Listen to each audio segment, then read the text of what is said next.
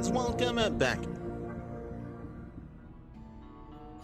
Welcome back, everyone. Welcome back to another day, another edition here of the Crank Gathers Season 4 Playoffs, day number 2. We're back with some more StarCraft Evolution. Again, for those that are maybe unaware, StarCraft Evo, StarCraft Evolution is a game mod. It's a game mod that does pit together Brood War versus SC2. We're going to be featuring this mod in this tournament, and this is an event that is organized and run by Crank. So big shout to Crank, of course, and to Chijik as well for sponsoring the event.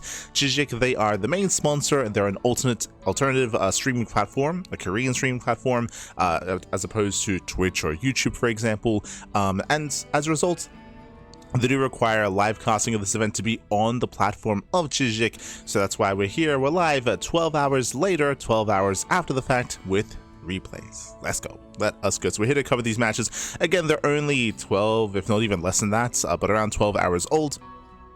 So we're going to be jumping into our matches here tonight, jumping into the playoffs of the tournaments. So yesterday we were live with day one. Day one, we did feature, of course, Stony Bulls versus, almost said Basilisk, versus CRHB. CRHB did advance on, and Stony Bulls is now out of the tournament, but now we're here in the upper bracket, and we're going to be featuring Team Liquid versus ONSYDE. Let's go, baby, let's go. It's going to be a best of 7. Best of 7, Team Liquid versus ONSYDE, WTL best of 2 format. So the way this works here, we have Kieran Zoun. Kieran Zoun, they're going to be a starting players. Kure for Team Liquid, Zoun for ONSYDE, and it's going to be best of 2. If it's a 2-0 in either direction, then the player that won that 2-0 will stay on. The opposing player is knocked out, and then 1 point is granted to their team. If it's a 1-1 scoreline, then they knock each other out, and both teams also get 1 point as well. Again, the same format as World Team League during those playoffs. So WTL format here, best of 7 between ONSYDE and Team Liquid.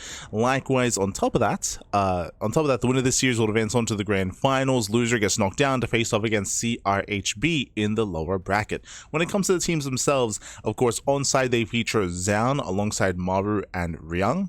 Bearing in mind that Shin is on ONSYDE, but he is not playing for ONSYDE in this league. He's playing for CRHB, if you recall. He's on an opposing team, so some drama, some tension there going on, as they're going to be they might even face off in the playoffs, maybe, depending on how matches do turn out. Likewise, for Team Liquid, it's going to be Kure, Clem, Skillis, and Elazer. Elazer, likewise, no longer on Team Liquid, but is going to be competing for them in this league. So great to see him joining their ranks once again, even if it's just for this tournament. Likewise, coming into this, I do lean towards Team Liquid. Team Liquid, they do have some heavier hitters in regards to StarCraft Evolution. I mentioned previously that just because you're good at StarCraft 2 doesn't mean that translates to StarCraft Evolution. We saw Raynor and Serral, as a result, struggle in their respective matches. And likewise, Maru and Clem have a lot to live up to here. They've got a lot of work to do to kind of put in the work, to put in the time, the effort, the practice into this game mod. But let's go. Let's go. Up first here, Kure versus Zoun. I would say that Kure is the ace play for Team Liquid, so they might even be looking to all kill. Like what? Like what the hell? Setting out Kure first is wild. It's pretty wild here. I would imagine they want to hold on to Ryung to snipe a TVT. I would imagine they want to hold on to Ryung in regards to ONSYDE. For Team Liquid, I guess they're going to be holding on to Elazer and Skillis. They're both very strong players in their own right in StarCraft Evo. We'll see how much time and practice Clem has been putting in to see how he looks as well, if we do end up fielding Clem, of course. But let's go. Game 1 is going to be on Sylphid.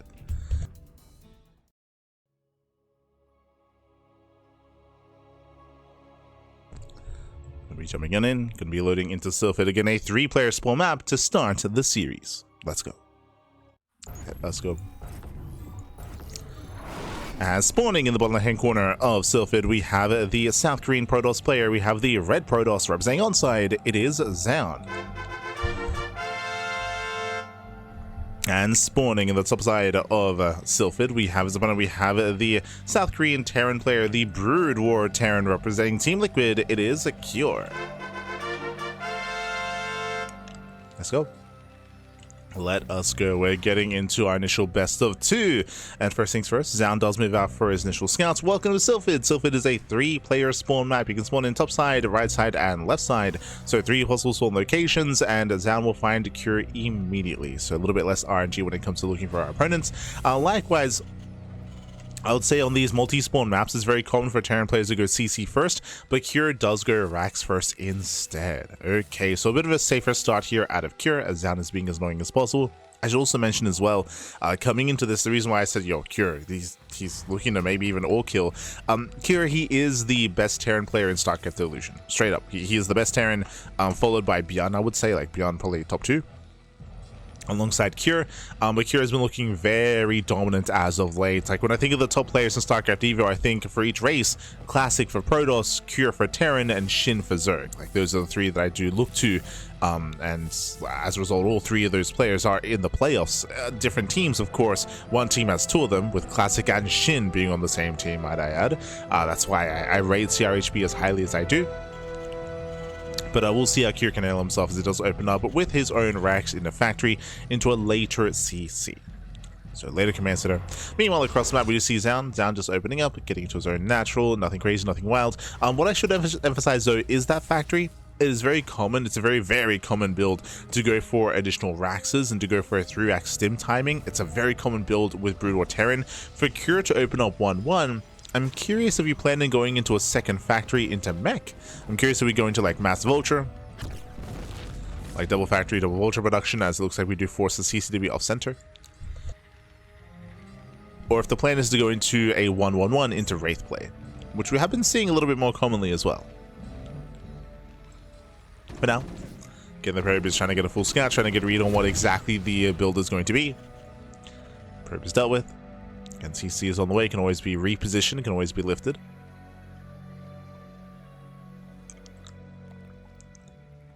And Zoun will soon move out. Oh, I mean, we'll see. I mean, the initial vulture is out, so we do have to keep up with that vulture. And there it is, second factory. So double factory, looks like mech, looks like mass vulture production here out of Cure. Meanwhile, Twilight Count's opener out of Zoun, opening up into most likely Blink. We'll keep an eye on whether or not he goes into charge instead.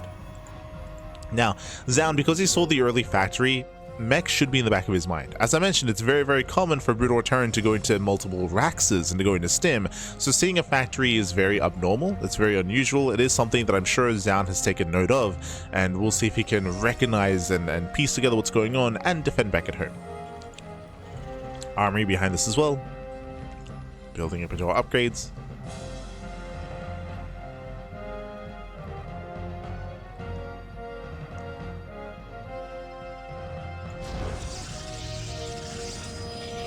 Going to be building up, and we have our tech of choice. It's going to be Blink. So Blink is on the way, extra gateways being thrown down as well. We are getting to a Blink heavy start.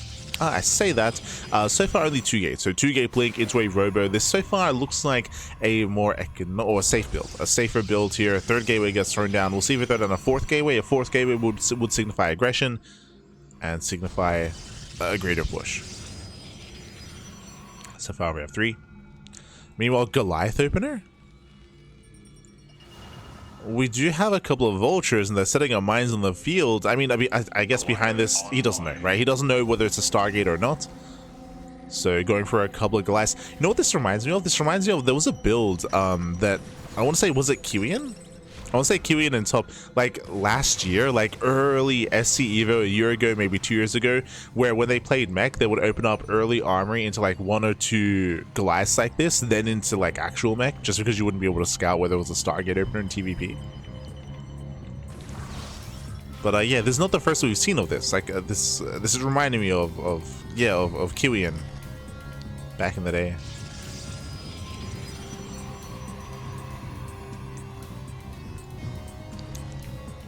Alright.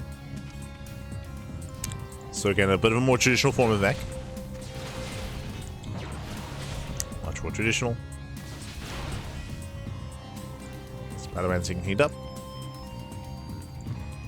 You see Marines in the main base, Vultures at the natural. Sorry, I say Vulture, Goliaths at the natural. Just to make sure that there's no Oracle harass. And from here, we're just building up. Academy is going to be on the way. That's going to be for the comstat station. Vultures, they try to pick in. Ooh. And the Stalkers, they don't get baited. Yeah, mines are being cleaned up. So far, Zoun is keeping up with Cure. So far, so good. And we're going to slow things down. The game is going to slow down. We're building up a more mech-based composition. Siege mode is on the way. Tank production is beginning. When it comes to setting up defensively here on this map, depending on how we expand, I mean, even here, I would say that the high ground on the left-hand side isn't really too abusable. Like, I'm still thinking about Polarpoid, for example, or some of these other 4-player small maps where it has such egregious positions outside of the natural. Here, again, it's a choke point. We had to have a bit of more secure place on low ground, and we'll see if Kira can keep up. We'll see if Zoun can find an opening. Speaking of. Yeah, tank is sieged. There are 3 tanks on the low ground. And again, so, of course, mech has been confirmed for quite some time. Kira, he does notice the observer. And he even catches out 2 stalkers. Yeah, 2 stalkers go down. There's the observer, gonna get sniped. Oh no! There we go. Just barely. Yeah, it does get sniped in the end, and now Kira's securing his third. It's securing his third base, building up. Now, this is getting a little bit scary here. Typically, the Protoss player wants to threaten the third base, delay the third base. Checking Zoun's vision, he did not rotate. He didn't rotate over, he did not check the third location. He's been threatening the triangular location instead. Third is getting up. Same time, vultures, they try to rush past. A lot of vultures go down in the process, so we'll get a couple of worker kills. Yeah, 1, 2, 3, 4 probes. It's some damage, I suppose. It does distract the army. It's allowing Kira to build up more tanks. Building up more tanks, securing his position, finishing up more upgrades as well. We'll see if it's going to be enough, because that's still a lot of stalkers. Yeah, they're moving out. So meanwhile, the backup observer does scout the expansion. You can see the Goliaths, they see the observer. Kira, he does notice, but oh, he does get forced back. Nice save at a Zoun. Zoun arrives just in time, wasted a scan. Moving further in, but the tanks are ready. And again, Zoun cannot threaten this base, not really. Oof. Zoun can't move in. Can't move in. Behind this, getting a 4th expansion. So if we get in a 4th base, getting into the mid game.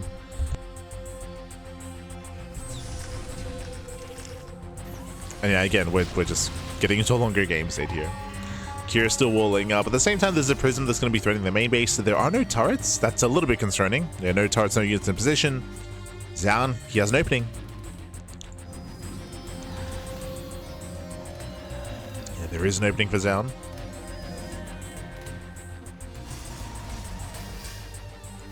Speaking of, drop into the main. Stalkers A2 rotate as well. Going for the warp in. Vultures, they respond, but Zealots, they can trade decently well here.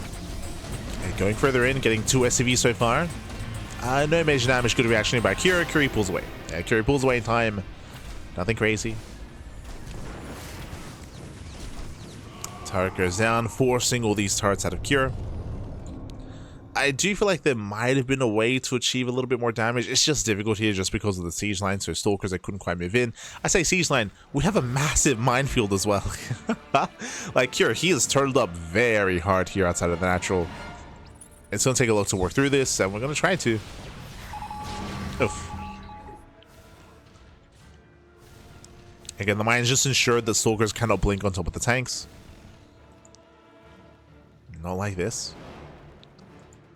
You have turrets as well to make sure the observer doesn't get close, or a prism.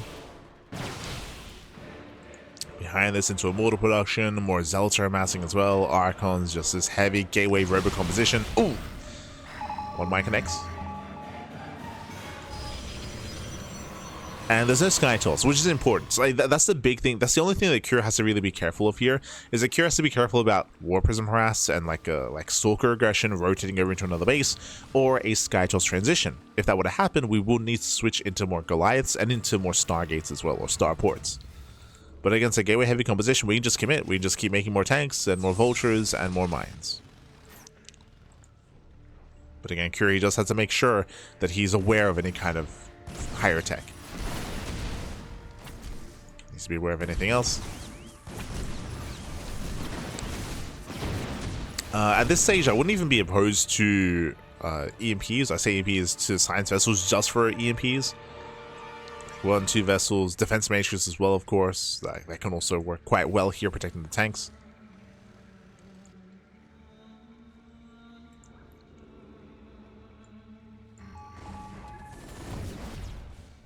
Speaking of, there it is. Side sauce is on the way. EMP is now done.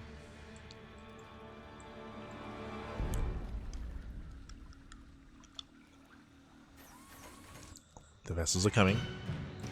And this is where I have to say it's on Zoun. Right now, Zoun is maxed. Zoun is maxed out. He's getting another expansion. I would say that this was late, considering the amount of map control that Zoun had. And I would say that this is the point where we would need a couple of Stargates. 1, 2, 3 Stargates, a Fleet Beacon, second Cybercore, and start to work on that transition, or at least just to have it ready, just in case we do need it. That would be the hope, but for now, Zoun is pushing in. EMP does graze the army. Arkham goes out. Massive tank shots here on the Zealots. Again, at this point, after this engagement, you see the siege line. Meanwhile, at the same time, Prism gets shut down in the main. But you see that siege line, and again, are we just going to really try to brute force this? The answer is yes. Okay. Alright, Zoun, let's go. There it is. Stargate. Stargate now begins, but this feels like maybe 2-3 minutes too late. Like, this is a very late Stargate, very late transition. But as we were saying, Zoun is now thinking about this. He's now like, oh, like, now I feel less confident that I can break through this siege line, and now I'm going to need to start to work on the skies, or take to the skies, but it feels quite late.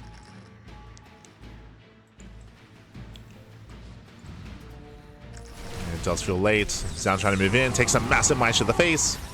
Oof. Yeah, mines are connecting, and Cure snowballing out of control. Yeah, he's snowballing out of control. He has a massive army to work with. Spider mines, they pop off. Tanks, they siege, they annihilate the army. Oh my god, the tank shots. Yeah, massive tank shots. Immortals go down, and we just walk. We just walk across the map. Zoun plummets in supply. Double scan, looking for Sky Toss. Only one Stargate. As I mentioned, the Stargate was too late. It's too late. The army goes to a minefield. Defense matrix on the tanks. And even on siege, these tanks are popping up. Ooh. Warping is denied. The Warping had some potential, but it's going to be denied. And again, Zoun, he plummets 80 supply. Jesus. Remember, both armies are maxed. Both armies are maxed out. Tanks are moving in, wedging themselves in between the bases. Getting on top of the high ground. Zoun knows he cannot fight. He's going for a backstab. He's going for a counterattack. It's time to base trade, but it's so late. Yeah, the base trade is going to hit too late here. Tanks are knocking down the front door. You see Zoun commits across the map. Goliath transition here is... you can see the Cure is a little bit scared of Sky Toss, so switching into Goliaths. And Zealots, they do trade well. The Archons are breaking through the initial siege line. But Cure is coming back. He's coming back with some reinforcing units here. Does try to race back home. Zealots, they bust into the mineral line. SCV is going to be going down. I mean, hey, this is good damage.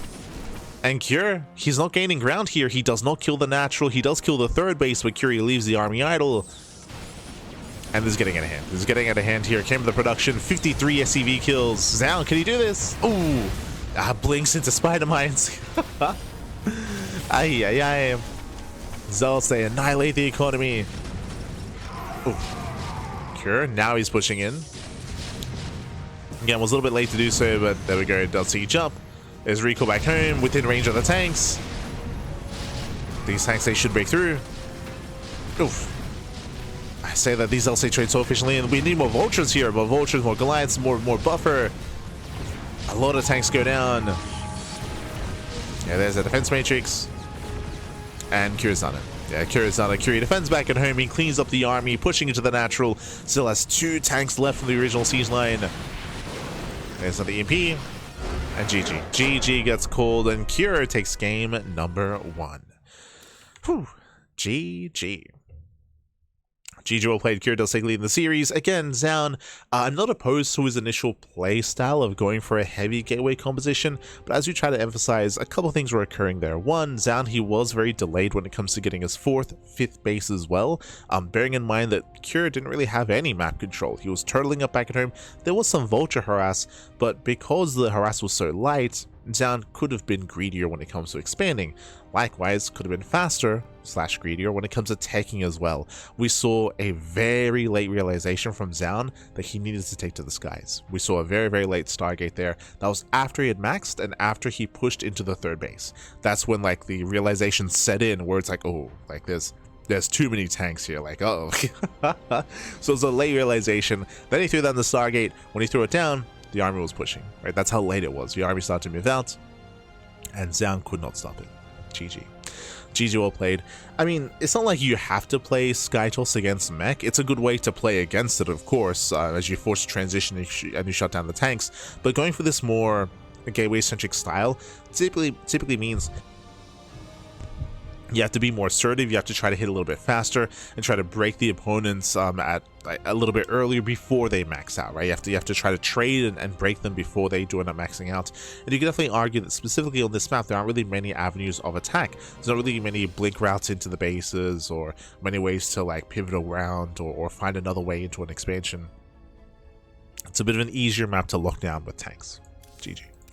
GG, well played. With that, we're now going to be loading game number 2. Now they've also been reversed. It's going to be Zoun's turn to play Brood War Protoss, Kira's turn to play SC2 Terran. Oh boy. And again, I feel like that was Zoun at his best. Zoun, he's one of the more inexperienced players in StarCraft Evolution. We'll see what he brings to the table here as Brood War Protoss. Spawning in the top side of Sylphid, we have the South Korean Terran player. We have the Blue Terran representing Team Liquid. It is Gyur.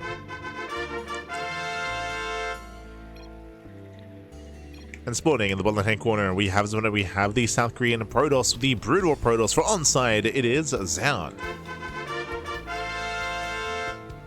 Let's go.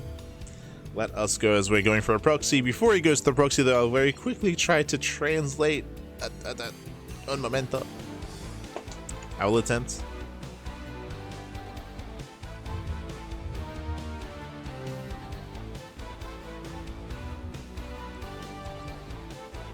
Okay. So Zoun, he's saying that when I look at the mines, I can't breathe. And Kira's like, the mines weren't very good. And Zoun's like, yeah? Question mark? But they're talking about the spider mines. They're referring to the spider mines here. Zoun expressing his dismay. Kira's like, they were okay. I mean, they were a big part of the siege line. It did mean that, of course, the tanks were much, much safer with all those spider mines. But again, Zoun, he's opening up with the proxy 2 gate. Going for the proxy, gas is being taken, so we're going to go for the cyber core behind this. And Zoun, he will find Cure immediately. Meanwhile, Cure does go Rax for a single gas. Looks like Rax expand. Economic opener here out of Cure. Thankfully, not CC first. But this is still ideal for Zoun. This is what Zoun was looking for, what he was hoping for, is an economic build. Speaking of economic, yep, there's that CC. It's going to be slowed down. This tells me that the factory is delayed, so it's going to be a later Hellion, later Cyclone production, for example. Later tech, later defensive units. We've got Reapers, Marines, and a bunker to work with. But now, though, again, here come the initial zealots. At the same time, Kira, he will SCV scout. Very lucky here, actually. He does scout his opponent immediately. No! He needs to see. He needs to check the gateway. He pulls away, but hopefully, yeah, there we go. He does check the middle. Does check the center. I was going to say that typically the gateway would be set up here at the main base, at the entrance. Or even at the natural at times. So Kira does rescout. Kira, he does check the gases. Dragoon production has begun. And the bunker's on the way. Yeah, boys are being pulled. We have to finish up that bunker. Yeah, needs to finish that bunker here. Zell does chase one of the weakened SCVs. CC is not delayed. And so far, very nice defense here by Cure. Losing one SCV so far. Just one. And one SCV goes down. Dragoons, oh, they have right bunkers already. No, the bunker. Oh my god. Yeah, bunker does finish up. 2 Dragoons, they do make it past. But they're going to be surrounded. Yeah, they're going to be chased down. SCVs, they hit a block. 1 Dragoon falls, 1 Dragoon left. So far killing 4 SCVs, that's not good enough. And that's not good enough here. Oh, we're trying to dodge shots. Trying. And the Founders Dragoon is going to go down, only getting 4 SCV kills, bearing in mind that Cure, he has 2 bases. He has 2 orbitals, he has double the mules, double the SCV production. Remember, Zoun is 1 base all in. Zoun needs more damage. He needs more than this. Stalkers, they try to pick, sorry, Dragoons, they try to pick in. We have the Bay on the way, that's going to be for Reavers. So proxy Reaver here out of Zoun. Going for the Reaver drops. And Curie slips out. Yeah, slips out across the map. Thankfully, there's a battery. There's a battery back at him to defend. Battery is at home.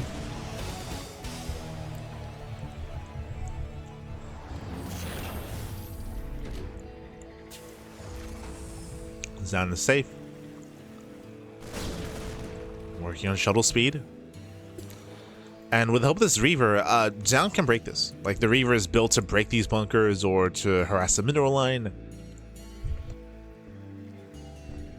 The Reaver has potential. Curie does sky. He does confirm the Reaver drop. He's aware. He is aware Viking production has begun. Bunker the main. Ooh, barely going to be delayed. Up. Oh, another shot going off. Catching on 3. Yeah, 3 SCVs going down. Does force a split. Oh, 2 SCVs are clumped towards the end there. 5 workers falling. And it's getting in hand. It's getting in hand. This one Reaver is killing Cure. Oh my god. Jesus, 2 shots. Yeah, does 2 shot a tank. Second shot goes off. Tank goes down. Heavy losses for Cure. But the Viking has arrived and Cure will hold. Curie does hold, does defend. Did lose a lot of units though. Lost 5 SCVs, 1 tank.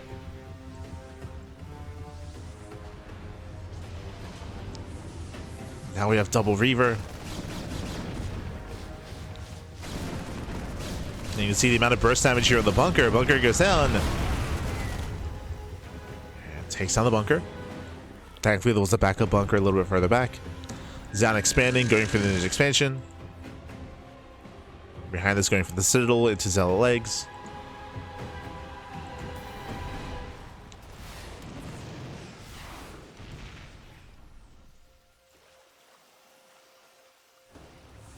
Oh.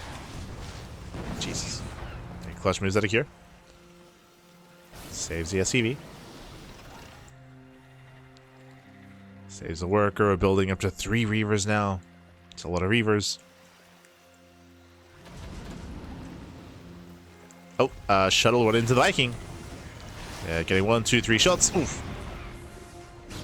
Ah, no, the Viking overextends. Yeah, massive overextension.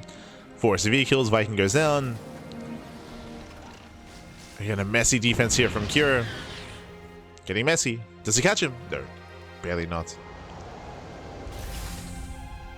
Barely doesn't catch. Cure should be safe on 2 bases, but we'll see how much more damage Zoun can achieve. Because the shuttle is so low, there should no longer be any more Reaver harass. It'd be far too risky here. Far too risky.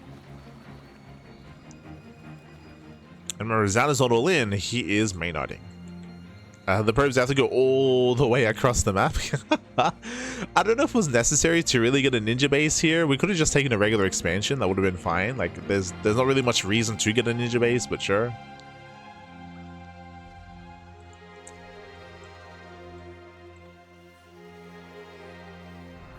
Unless you believe you can't really stop a pushing army.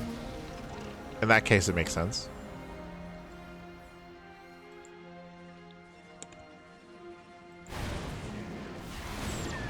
So it gets called out. Natural base now getting up and running, fully operational. Zoun now has a comparable economy to that of Cure. Getting a 3rd.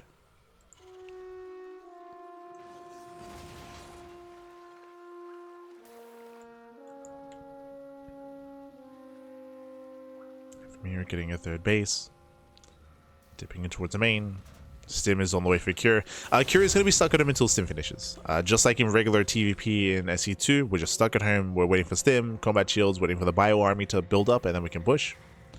Whether this turns into a 2-base all-in or not, that's kind of what Zoun has to confirm. Right? Is Cure going to expand, or is he just going to double down and pull the boys?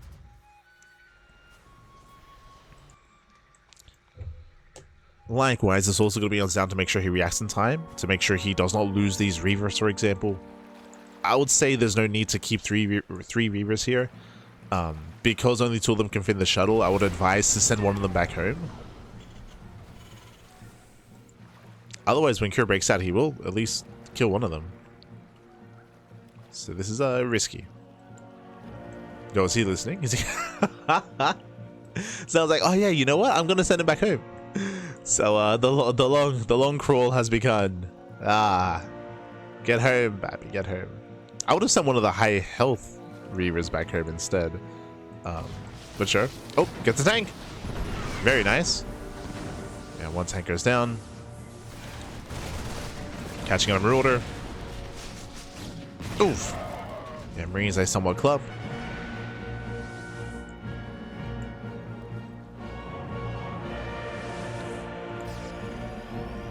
And they did come for a moment there. 3rd TC is on the way, so it looks like Curie is going to build up into the mid game. He's going to try to macro out of this. Zoun, he's reinforcing, wants to fight for map control. Bold move. Supply blocks. Oh. Yeah, big supply block. Likewise, forges are delayed. A double forge now on the way. So later upgrades. Later setup.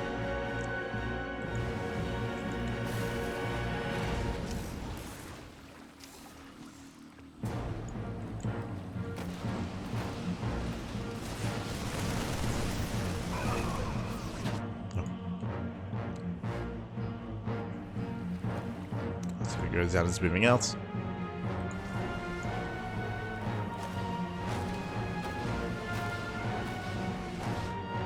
Pulling back.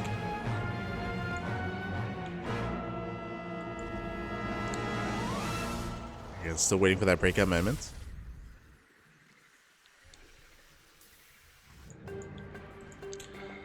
And Cure, he can now start being active. He has Stim, he has his upgrades, going for his initial mine drop.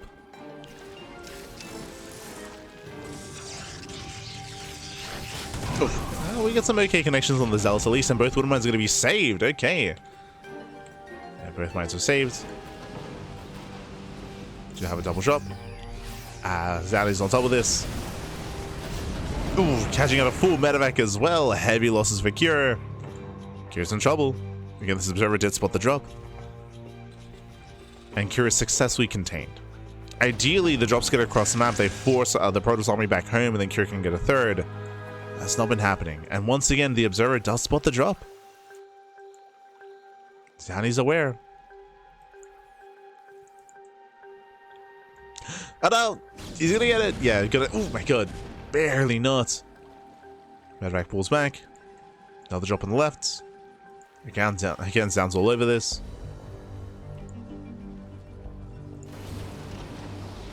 He's all over Cure, Pat.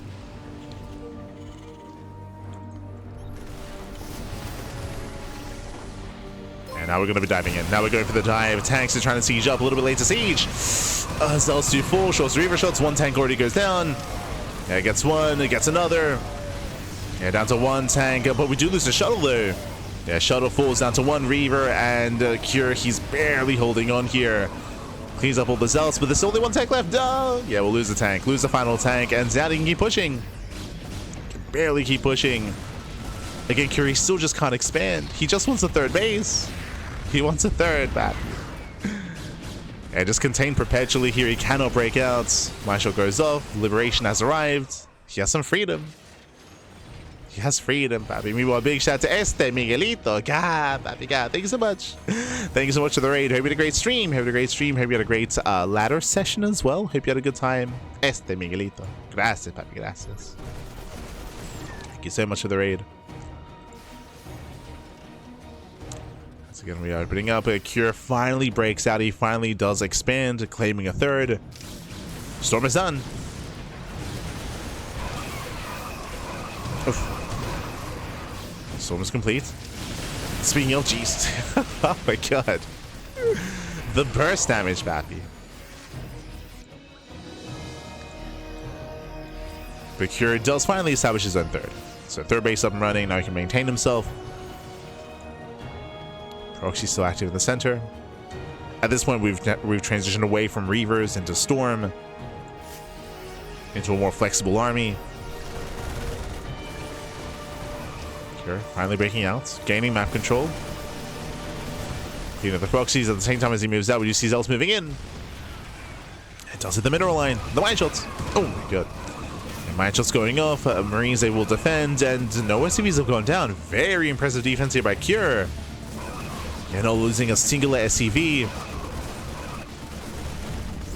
Cleans up the army.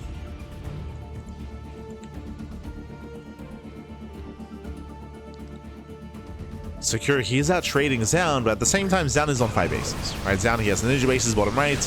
Oof. Storm does zone. Zoun getting his 5th. Needs a little bit more time.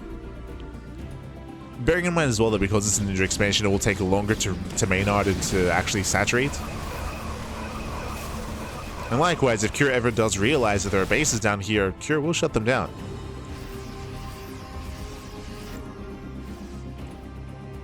Now though.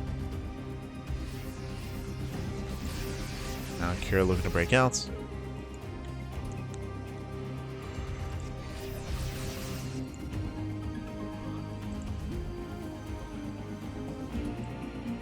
Zoun rotating over as well.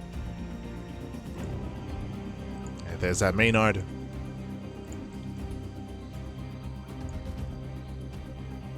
And it feels like Cure is snowballing a bit out of control here. He's perfecting his army, getting into more Liberators, more Ghosts as well, into his Ghost Liberator army. It's becoming quite intense. Zoun trying to bypass the army instead. Teleron by the right. Main army here in the center. I don't think Zoun can fight this head on. Not like this.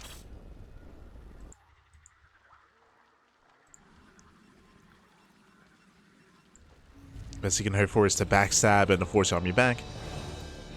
Land a storm. Observer gets caught. Zealous should soon be activated. Here they come. Zealous moving in, but we have reinforcements back into the defense. Tanks the mine. Ooh, EMP lands. Cure. Focus on the main army. Does pull back. Avoids the storm. Does kite away. Ooh, better storm towards the end. But also pull back. Jeez, oh my god, a massive storm! Yeah, storm lands on the biome. And Cure has to get out of here. He has to pull away. His army is heavily bruised. Took a massive storm to the face.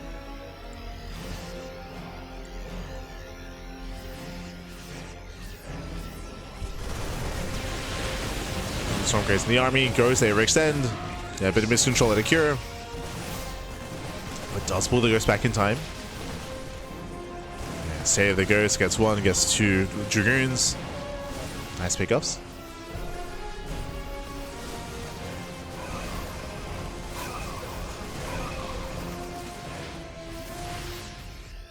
Catching a couple of Dragoons, gaining ground. At the same time, Zoun going for a big counterattack. Trying to set up 2. Setting the wrong bites. Oh! Yeah, goes to go back into the storm. But I believe that was the final. Yeah, that was the final storm. No more High Templar. Yeah, 0 Templar left, 0 storms, which means Cure can just take the fight. He can just take the fight. EMPs the army. Oof. Heavy losses for Zoun. Again, without storm, he cannot fight this. Zealous, they do get into the mineral lines though. SCVs are falling. Yeah, Zealous in the main, Zealous in the natural. SCVs are going down at the same time. Cure trying to focus on the main fight. You can see Zoun making 4 High Templar at a time, but they're on the bottom right. Oh god, the production, the ninja based production is hurting him. Base trade. Yeah, we're going for the base trade at this point. There's no way to fight. Not like this. Not with High Templar bottom right. That's crazy. So going for the base trade. Pushing into the 3rd. Rotating to the 4th base, but there's a planetary. It's buying time. And these are the High Templar. Templar, they're out. But again, they're so far away from anything. They're so far away. Planetary falls, so does the main. Zoun does still have 2 bases fully operational. Bear that in mind. Does have an economy and has some production at least. But Zoun is still in this. And here come those 3 Templar. We got 3 Templar. We're gonna have 2 Reavers as well. That's a lot of splash damage.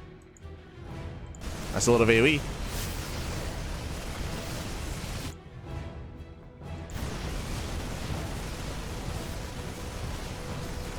Here's the army, the tanks, sorry, the gateways, the pylons. Zoun trying to catch the army here. Ready with the storms. Up. He's getting ready. The Reaver shots. Curiosity looking. Does pull back. Yeah, 2 shots on 1 Marauder. Storm gets spent. That was the only Storm. No shot. Oh my god, the army's clumping. Yeah, massive clumping here. Oh gee, that's insane connections. Insane connections. We have to pull out of here. Curie has to pull away. Yeah, better fight for Zoun. Did lose all the High Templar. True, he has 1 Templar left with no energy. But the Reaver shots were insane. At the same time, Kira finally scans. Yeah, he finally does realize what's going on. He finds injury expansions. He's going for them. Back at home, he has reinforcements. Here he does find these bases. And Zoun, do we defend? Do we counterattack? He defends. He decides to defend.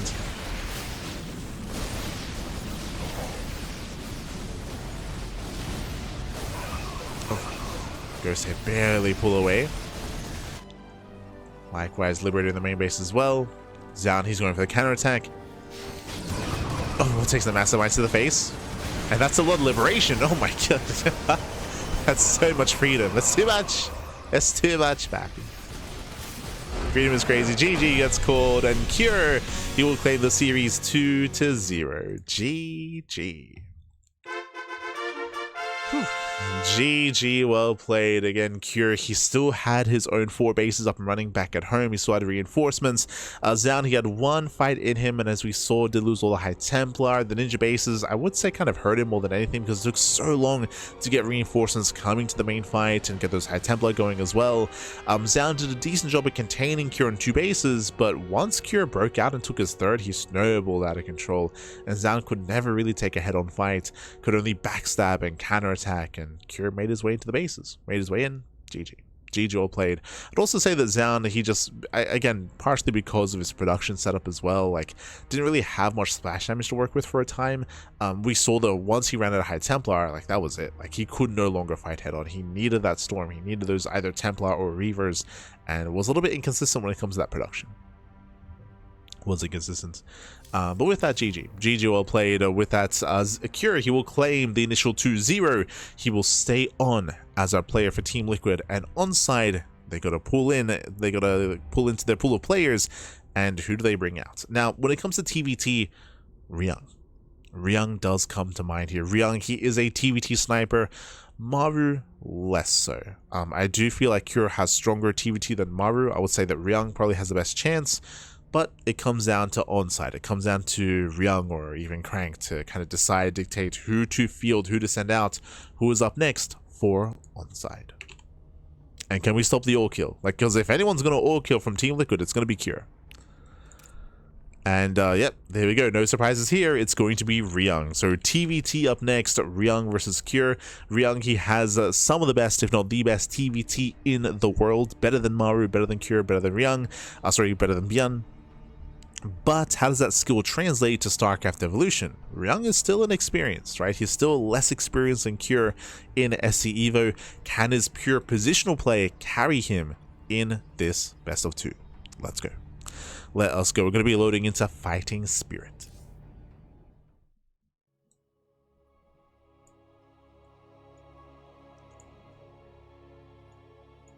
Here we go.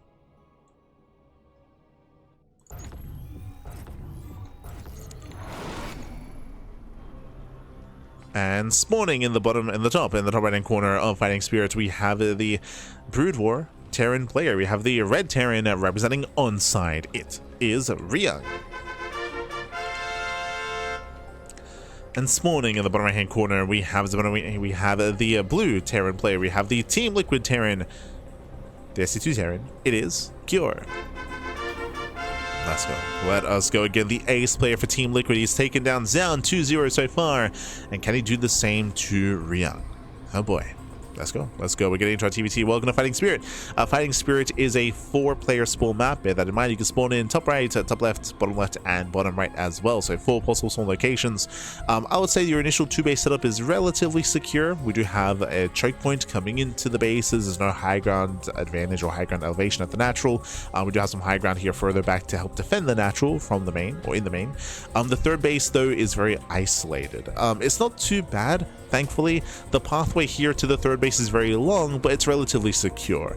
Thankfully, there's all this dead space here in between the center of the map and the pathway to protect it, of course, from tank lines and siege lines. So it's a protected area pushing in towards that high ground 3rd, but the distance here between the 3rd and natural is quite long. As a result, rotating and reacting, responding to different points of aggression can be difficult here, for sure. Can be difficult.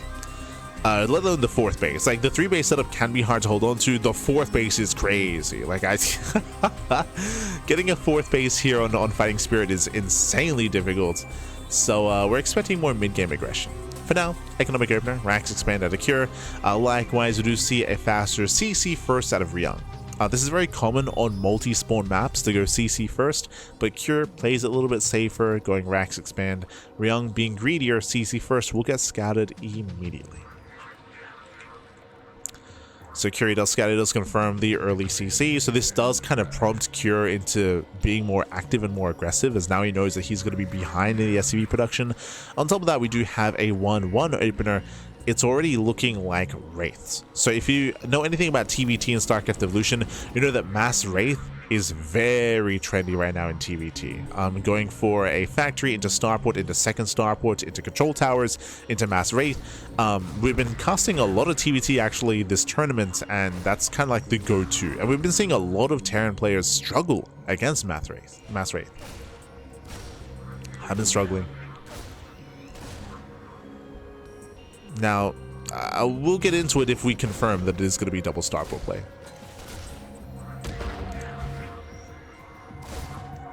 Now, of course, going to be opening a vulture. Yeah, there's speaking of double starport, there it is. Yeah, double starport. It is going to be Mass Wraith. So, discussing this build a little bit here, it's just like in regular SC2. In SC2, there's 2.2 base all-ins where you go into Mass Viking and you fight for air control.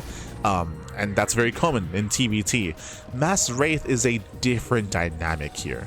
So Vikings, I mean, air control is still paramount in TVT. It's all about air control. But Wraiths are faster. They're faster, they're very nimble, they're more mobile. They're kind of like Banshees. But they shoot up and they have some really good anti-air damage. They're like a cross or a mixture between the Banshee and a Viking, where they can harass and kill units on the ground, and especially with high enough numbers, you can burst down some cyclones real fast and real quick. At the same time, they have really strong anti-air damage. The downside comparing a Banshee to a Wraith to a Viking is they have less range, right? They have less range. So technically, when the armies engage, the Viking will shoot first. The Viking does shoot first, but that's where Cloak comes into play.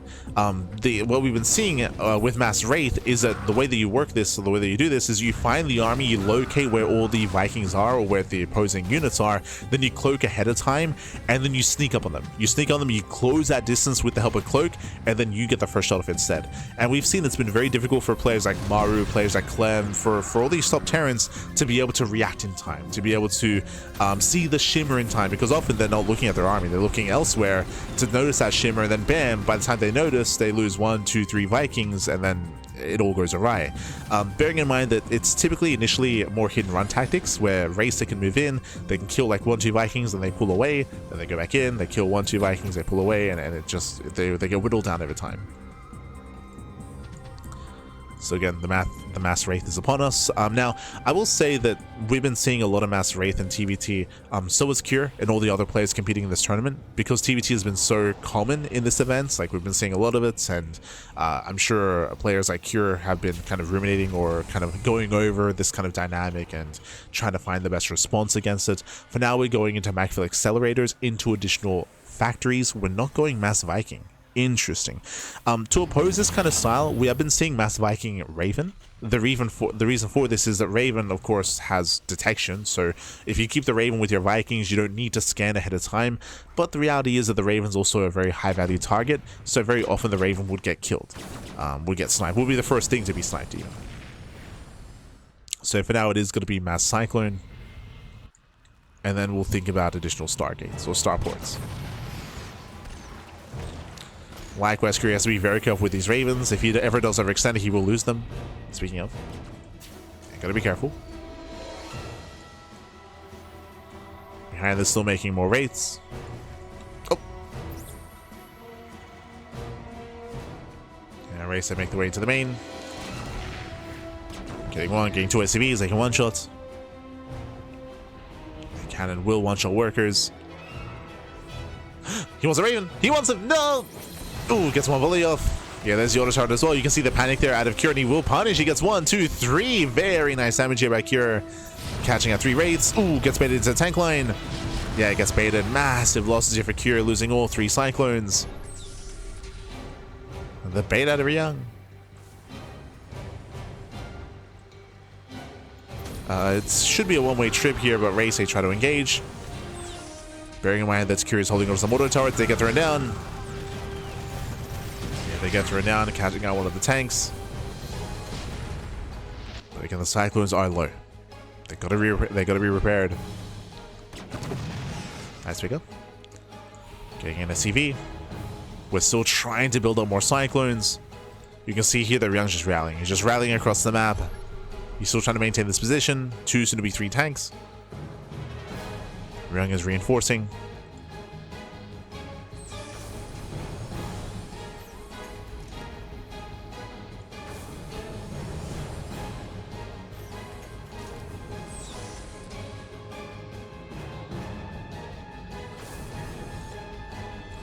He is reinforcing, setting up right outside the bases. So he's setting up a siege line in the tall grass as well. We built up to how many? Up to 8 wraiths so far. And I'll be honest, Cyclones, I don't see them breaking the siege line, but I can see the Ravens doing so. Moves in. Yeah, 1, 2, 3 disables. Cyclones, they move in, and they should break the siege line. Yeah, nice auto turret as well. Very nice cleanup. Whew. Cleans up all 3 tanks. Ravens are out of energy. They're out of energy. We have one more tank back home. But what's important about this cleanup here is that this ensures that Ryung doesn't start to push into the bases, right? Like going Mass Cyclone like this, you have to be very active. You have to be out in the open. You cannot be stuck defensive back at home. Ryung going for the new expansion. And Cure, he is looking. He's searching. Especially after the last game. Zoun also went for ninja bases as well. And Cure, he will find him. Yeah, cheeky moves there by Ryung.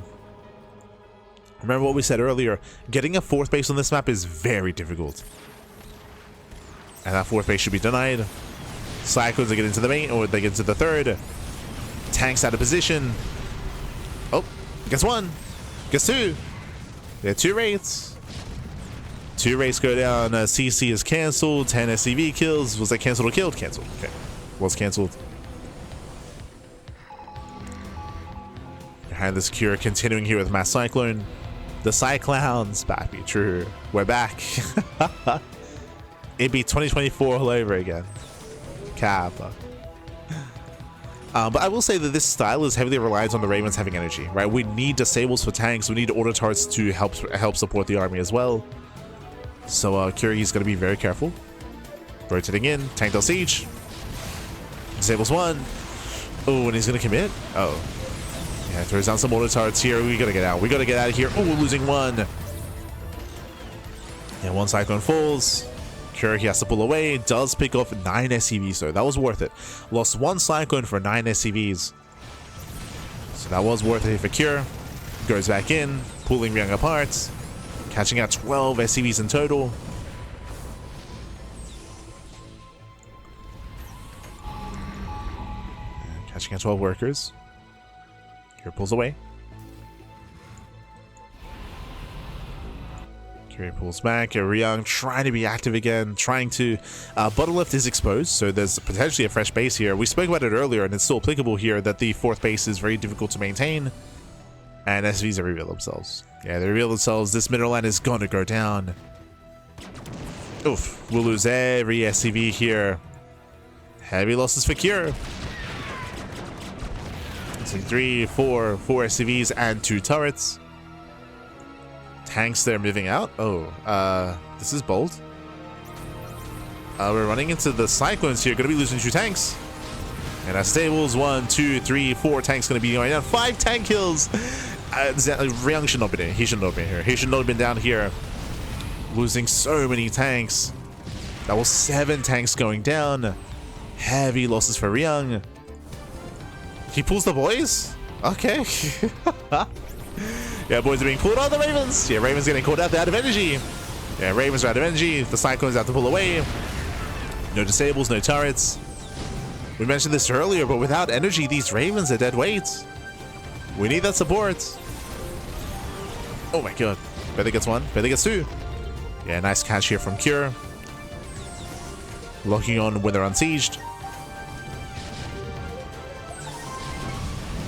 And Ryung, he's committed. He's trying to end the game here and now. Cure making his own defensive tanks. Oof. Ryung gaining more ground. And Cure going for the backstab. Catching reinforcements. Not bad. Yeah, gets 1, 2 tanks. And Ryung, does he turn around? Does he commit? He's committing. Yeah, he's pushing further in. We have some defensive tanks back at home. Cyclones are pushing into the bases. We got 3 tanks also likewise back here for Ryung. Ooh, third CC's on its own. Cure. He finds the third base. He's gonna bring it down. Yeah, the boys are being pulled. Ryung, he's completely all in. He's all in, Pappy. Remember, Cure has a 4th. Cure, he has a 4th base up and running. It's fully operational. Ryung has to end the game here and now.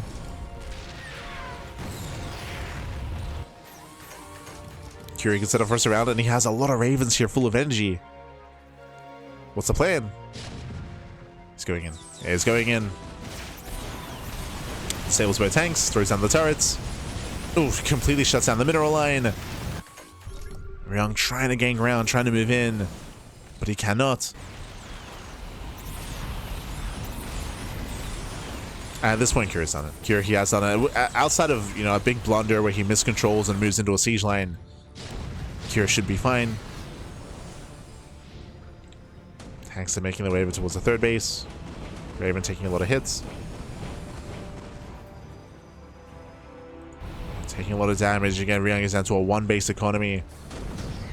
Does find the third, which again is on its own. We could have seen this earlier. To start the move in. Oh. Liberator has arrived. Catching us some SCVs. Cure is rotating over to save his 3rd expansion. He should be able to. He should be able to. Liberators have forced the army in. And we clean up 3 tanks. So nice cleanup at a Cure. And now this is all we have left. This is all that Ryung has left. Okay, we have, what, 7 tanks. Mass disabled. Yeah, we come in for the disables. We ignore the turrets. 1 tank is sieged, and everything is going to go down. It's all going to go down. We clean up the entire army. Everything's disabled. Liberation arrives as well, just because we don't need it. And with that, Ryung has lost his main force. We have reinforcing army coming in. We're trickling with 4 more tanks. Sorry, 5 tanks. It's going to be a messy fight for Cure, but he will break through. And the final tanks for Ryung. GG gets called, and Cure, he will take game number 1. Whew, GG. GG, well played. Cure will take a lead in the series. Again, Ryung going into this mass race style has been very popular, very trendy, very meta in TVT. And Cure, he had an interesting response. Typically, the response to this has been you maybe open Cyclone into Mass Viking, into Viking Raven. And to be fair, we were trying to explain that dynamic earlier. We've been seeing top Terran players struggle trying to play Raven Viking against Mass Wraith. So instead, we just go Mass Cyclone. Just double down and go Mass Cyclone Raven instead. But I should also emphasize this was very proactive. It was a very proactive style. We saw that Cure was doing everything he could to be active on the map, to catch out unsieged tanks, to get within range of the lock-on, to be able to disable tanks, throw down the auto turrets as well. He did everything he could to make sure he kept the tank count low for as long as possible, fought for map control, delayed mining at the third base as well. It was a very active style, very, very active. GG. GG, well played. And with that, Cure does take a lead in the series, and we'll see if we can close it out here and now as we load into Fighting Spirit. Let's go. Let us go. We're loading into game number 2 here. The roles have been reversed, and now it's going to be Cure's turn to play Brood War Terran.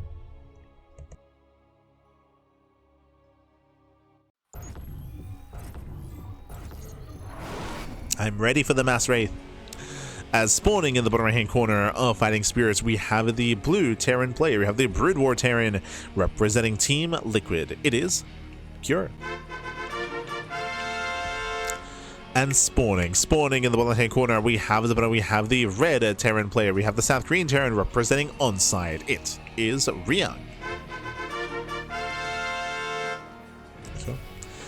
Let us go as we once again are loading into Fighting Spirits. This time we do have a close spawn. I mean, we had close spawns previously. This time it's going to be horizontal spawn locations here between Ryung and Cure. Once again, we are right next to each other. Aggression, it can be more favored here, and we'll see if Cure goes to the same build or something different. Do we go into a more mech heavy composition into Mass Vulture? Do we go into double starport Mass Wraith, or do we go into 3-rack stim into a bio setup instead? Eyes are on Cure. Eyes stay like right or not. Maybe feeling better, lights. Oh, thank you, Bobby. Thank you. We're doing okay. we're okay. Still recovering, but we should be okay to cover StarCraft today. The morning broadcast and the evening broadcast. I guess as a bit of a PSA, originally we were going to be covering KSL today, but because we're still under the weather, because we're still recovering, the idea of doing KSL into RSL is a little bit too much, just because there's very little downtime in between.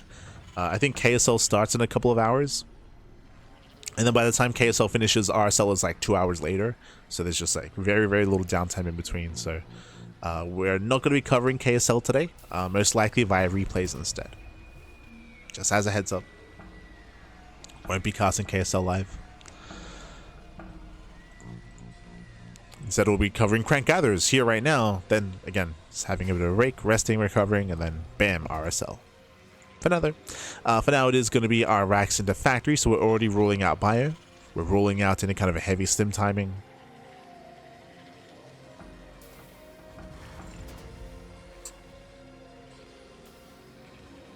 And we'll keep an eye on those starports.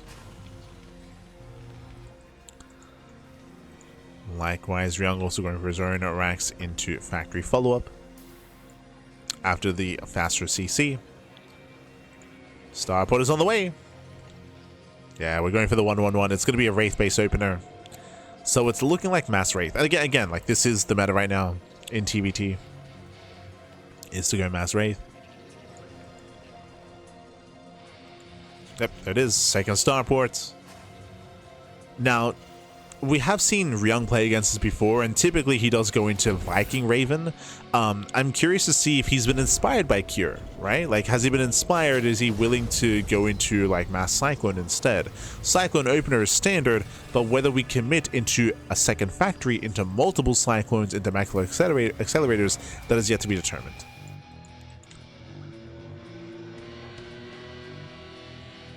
Oh no, is important for sure. Yeah, for sure. Like, I don't want to push myself too much and get worse. That's the that's the big thing.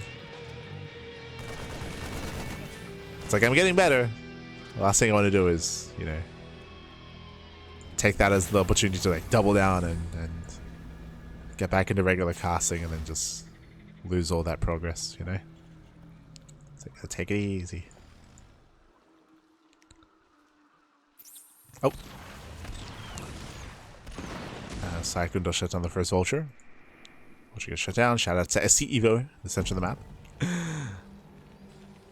Likewise, we have more race amassing. Cloak is on the way.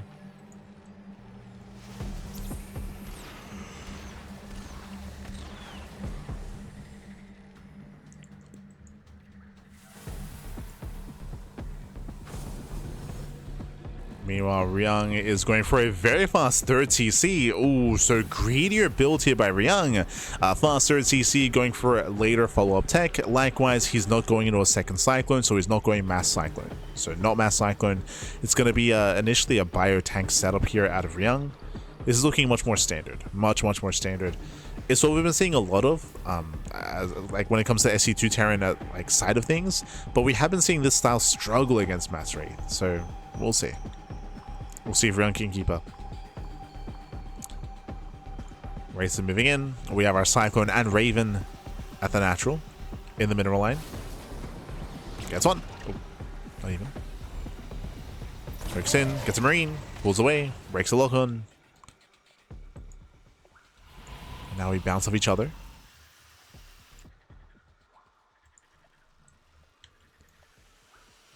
We bounce off.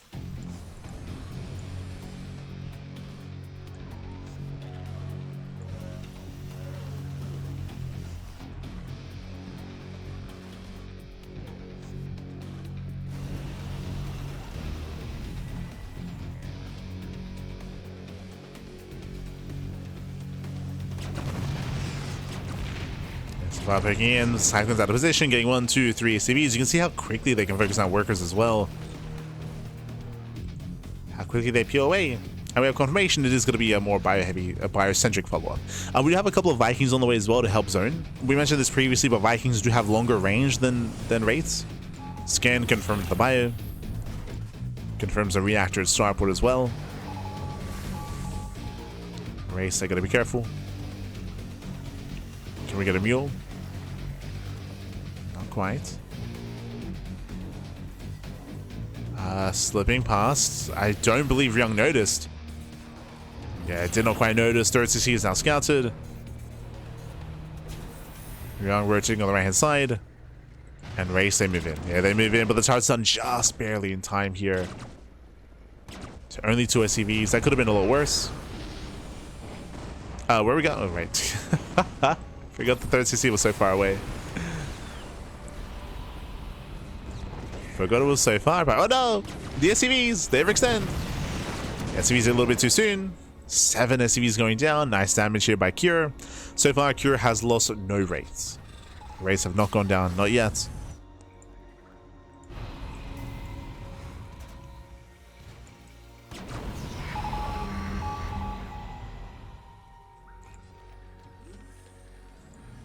And behind this, Cure still building up more. Getting his own third CC. Building up to how many Wraiths? We have 12. 12 Wraiths so far. A couple of tanks to support. Third starport's on the way for Cure into triple Wraith production.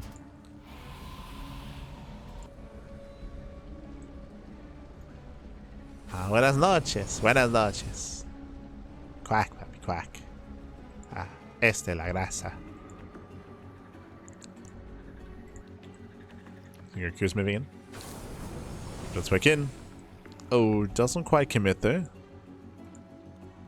Now, what I will say is that Ryung's done a great job. He might have been losing some SCVs, but he's done a great job at retaining the main army. He's got his 3 Ravens. He does have Stim. Yeah, yeah, Stim, 1-1, combat shields. With these Ravens, ideally, he can try to shut down some of these tanks and then break through. Where are the Wraiths? Yeah, Wraiths out of position. Here come the disables. Gets 1, gets 2. You get 2 disables, they go off. Ooh. 1 Raven gets sniped. Tanks actually up further back here, but the third CC is going to be denied. Yeah, denies mining of the third, forcing the lift. Can we kill the CC? Uh-oh. He's going for it. Yeah, it does go for the kill. Mass repair. We'll save. Yeah, the boys, they will save the CC. Meanwhile, the Wraiths still looking for damage. They were able to snipe one of the Ravens earlier. Can we get a tank? Oh.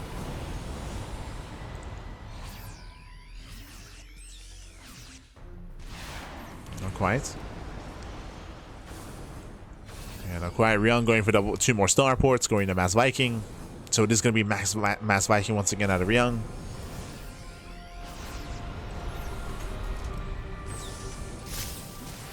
I say Mass Viking, it's going to be Viking Raven.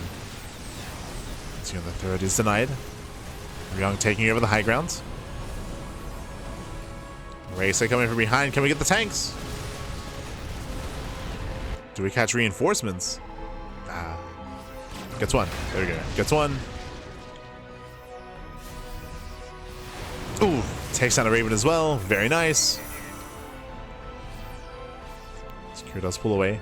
Like, these are nice snipes for Cure, but the reality is that Cure has no third.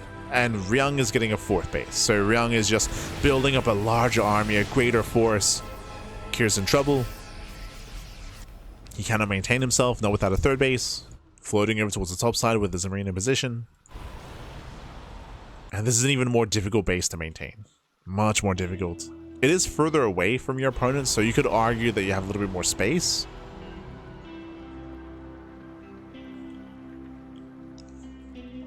We'll see. As Ryung is now aware. He's aware of the expansion. Ryung pulling back. His army is much more mobile, of course. Much more biocentric. And actually switching from Mass Viking into Liberator. So he's just perfecting his army, going to Viking, Liberator, eventually Tank Raven. Sticking with a lower tank count, more biocentric instead. Much more Marauder heavy, actually. A lot of Marauders. And here comes Ryung. Now, we spoke about this earlier. If you do take this northern base instead for Cure, then there's so much area here to secure. That's why we're spending so much resources on all these turrets and all these tank lines, and it does mean there's going to be that much less to defend here on the high ground. So Cure is spreading himself thin. As opposed to taking this base here, you don't need to set up your tanks on the pathway to your third base because it's already secure. So a lot of supply has to be spent here. Does overall weaken the defensive position here of Cure as he's just spread out. Ryung stepping in. Speaking of, Ryung, he doesn't find a way in yet. Nice cleanup here by Cure, actually. Very nice. Elazer clean up the double drop. Oh no! Jesus. Running into the main army. And barely does pull away. Has he still lost nothing? 3. Okay. I was about to say. 3 rates go down. I was about to say. So you see Cure going for the counterattack. Ryung likewise rotates towards what looks to be the third location, the older third. Now Ryung now knows that the race out of position. Elazer reveal themselves. Ryung is moving in. Ooh, one shot's a turret. Oh my god, the SCVs are gonna fall. Yeah, massive damage here on the top side, and Ryung doom drop into the main. He's going for the doom drop. Army's out of position. Turrets that will help, but they won't stop the unload. Yeah, they will not stop. Massive unload in the main base. Army's trying to race back home, but again, there's nothing here in the main. There's nothing in the main base. We're setting up our siege lines, and Ryung is just tearing Cure apart. Yeah, massive siege on the low ground on the ramp. Tanks cannot move in.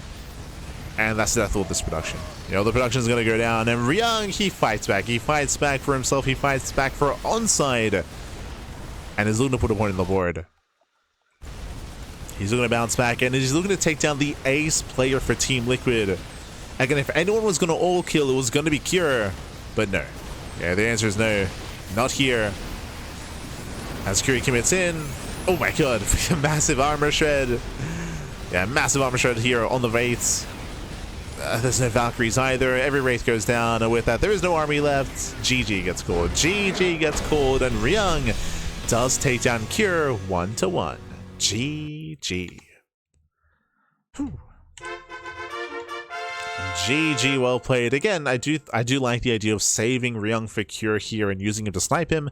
Again, Ryung has some of the best TVT in the world, so it does bring him down. GG, with that, Cure and Ryung will knock each other out of the series. And now both Team Liquid and ONSYDE have to field fresh new players. GG. GG, well played. I'm sure that Ryung would have liked to have 2-0'd instead, but regardless, he did his job. He did his job. He brought down Cure. Now ONSYDE no longer have to worry about Cure as a player. Now we can focus and fixate on some of these other players instead. Let's go. Let us go. Now, for ONSYDE, the downside is that they lost Zoun early. They lost Zoun early on due to him being the first player fielded, and that does mean that now ONSYDE are down to 1 player. Now, if 1 player left, it is going to be Maru. So Maru, he's the only player left here for ONSYDE. Meanwhile, Team Liquid have options. Now, because Maru is the only player remaining, Team Liquid can try to snipe. They can try to send out Clem. I'd say that'd be ill-advised, but Clem could be fielded here. Otherwise, Elazer. Elazer, I do feel like would probably be the better choice here, or Skilless. I'm a lean towards Elazer here, but we'll see. We shall see. Who do we send out? Who's it going to be?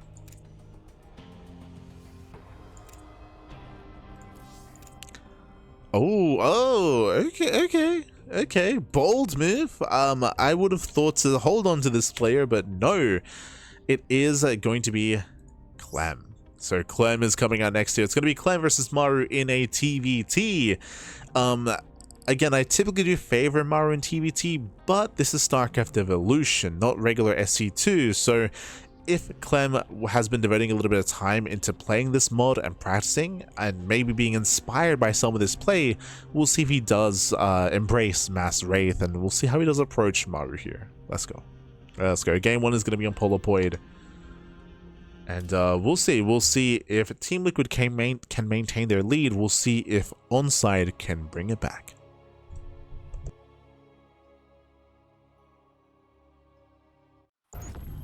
Let's go. As spawning in the top right hand corner of Polopoid, we have the red Terran player, himself, the SC2 Terran for ONSYDE. It is Maru. And spawning in the bottom right hand corner, we have the blue Terran player, we have the Broodwar Terran for Team Liquid. It is Clem. Let's go. Let us go.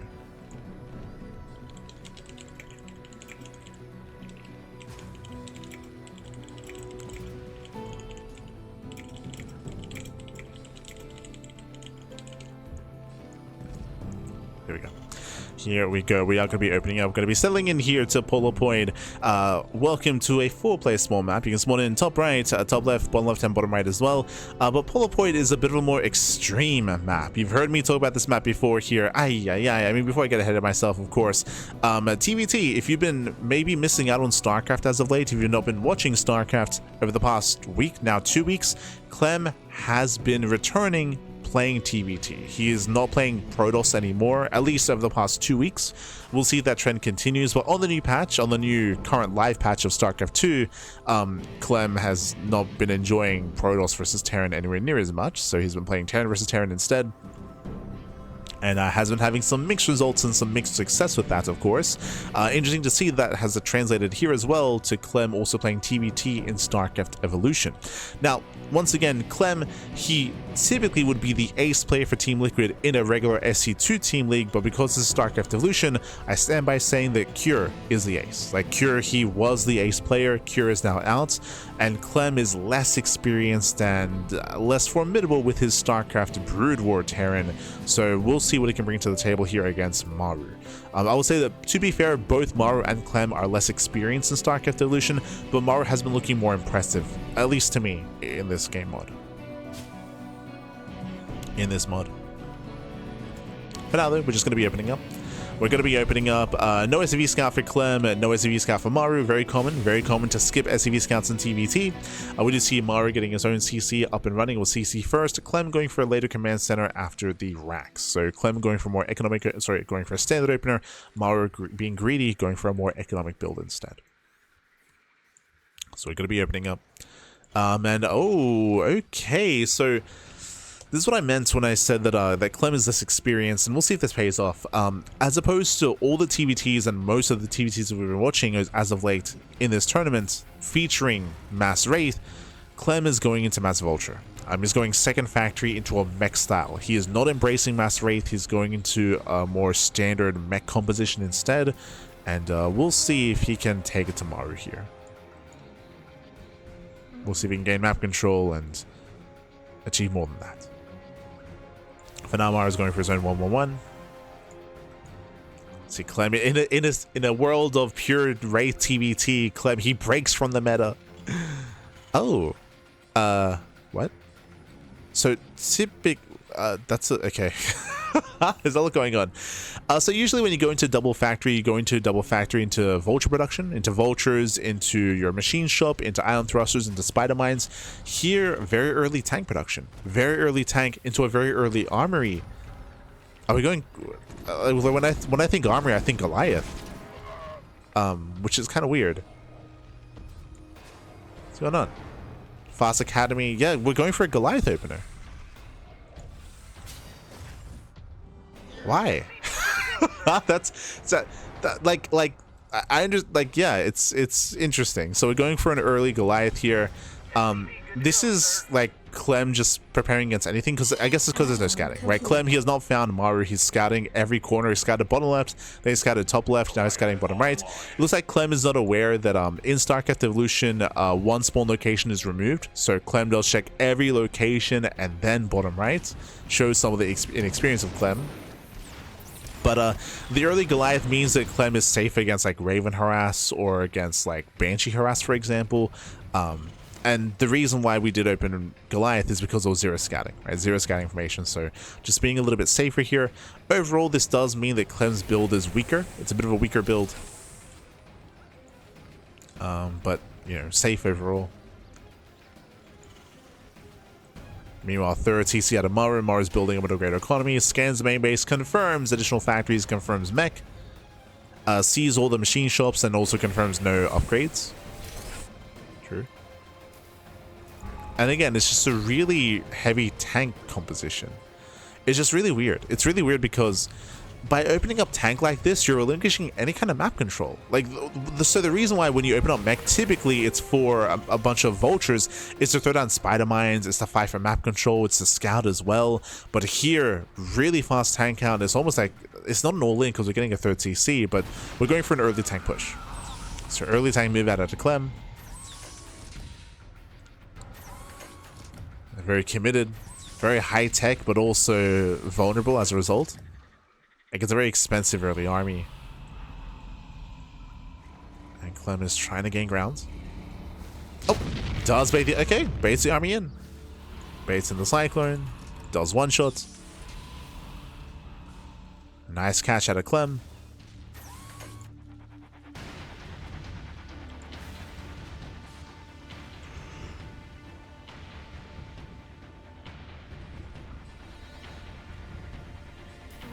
And behind this Maru, he should be able to freely expand. Yep, there we go. Third base is now being taken. And this third base here on Polar Point is very awkward and very difficult to maintain. We didn't really get to speak much on the map itself, but again, does have a very thin strip of land here, thin strip of high ground for the third. It means there's no choke point. It means there's just a massive arc and a massive angle of attack. We've seen many a player struggle to defend that third. Maru just expands here on the left hand side, building up his bio, and we're slowing things down. Now, oh good. As we build up into this here, I feel like we're playing against strengths, like Clem's strengths. Like Clem, he's a really fast player. He's probably the fastest. Like he has like faster than Maru, 100%. But he relies a lot on control, unit control, speed, micro, multi-prong aggression. By going into a heavy tank style like this, again, it's like he's taking a lot of those strengths away from himself here and slowing the game down a little bit more. It's giving Maru a lot of freedom. Freedom to do what? 4 CC on location. Right, 4th base is on location, but as Clem has no presence on the map. There's nothing on the map to threaten Maru. So I do like this out of Maru recognizing, of course, the defensive nature of Clem and just going for a fast base. Behind this, throwing down 2 more starports, fighting for the skies, going into triple starport production, into Mass Viking, into Mass Raven. Maru is very, very fond of Mass Raven in TVT. And we'll see if we can get there.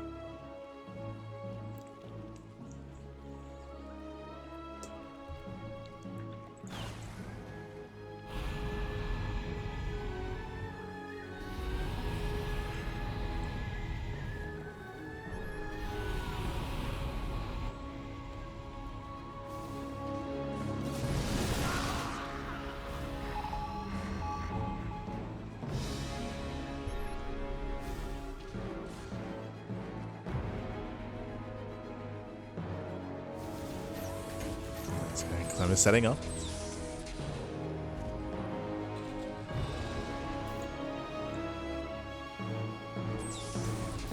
Setting up the bases. Maru claiming his own linear 4th base. Getting up and running. Fusion core is on the way. That should be for a little bit of range. For mass lib. So there we go, making 4 liberators at a time. That's to gain control of the ground. And again, this is just a very heavy tank count here. It's almost pure tank. 19 tanks, only 5 Goliaths. It's going to be very awkward, very difficult for Clem to kind of fight those Volts, so to fight the Liberators. Does set up his 4th base. We have our Vessel on the way.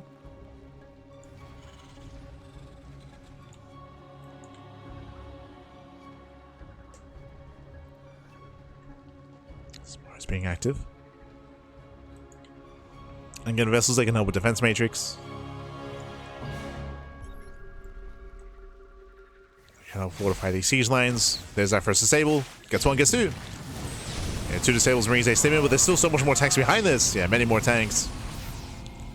Clem, he defends. Clem is holding. So far, so good. Maru is about to max out, so again, getting his own 5th expansion also on location. 2 more starports. I think that's 5 starports in total. Yes. 5 starports. Librange is finishing. And the double scan here should get eyes on all the starports. Does see the fusion core at least. Yeah, does see the fusion core. So Maru's aware. Sorry, Clem's aware. Does scan. Clem is looking for extra expansions. He does not scout bottom left. But here comes the liberation. The freedom. And again, there's very little anti-air. There's 5 Goliaths. Only 5. Liberators, they siege up, they bully back the Goliaths, and they bully everything. Yeah, liberation. We just liberate everything. Yeah, the freedom zones gets what? 5, 6, 7 tanks. We go for the defense matrix to hold on to those Goliaths, but so many losses here for Clem. And with that, Maru, he's just walking into win. He's just strolling into win here, just free damage. More dead tanks. There's just no answer here to the Liberator. No answer. Again, Clem went almost for a pure tank army. We got 3 Goliaths. They're holding the line. We disable the Goliaths. Disables the Goliaths. They do nothing. The Liberators, they siege up. They bully them back. No, get out of here. The layer disables. We just keep disabling. And with that, Maru, he stims and he wins. He stims and he wins. He stims on through. GG gets called, and Maru, he will take game at number 1. GG. Whew. GG, well played. Maru, he will take a lead in the series. Again, it was an interesting style out of Clem. Very different, very unique. But there's a reason for that. There's a reason why we don't really see too much of that. So again, Clem, he kind of gave up map control very early on. Went for a very high and almost pure tank counts. And Maru, upon recognizing how defensive and how contained Clem was kind of containing himself even, Maru just mass expanded. Got a fast 4th, got a fast 5th base, had a booming economy. With that better economy, went into mass Liberator, mass Starport, 5 Starports at the very end there, going into Liberator Raven, of course. And again, there were only 5 Goliaths. Like, there was barely any anti-air. GG. GG, well played. With that, Maru does take game 1. Now we're going to be loading the game at number 2. Going to be loading into Polopoid. Let's go.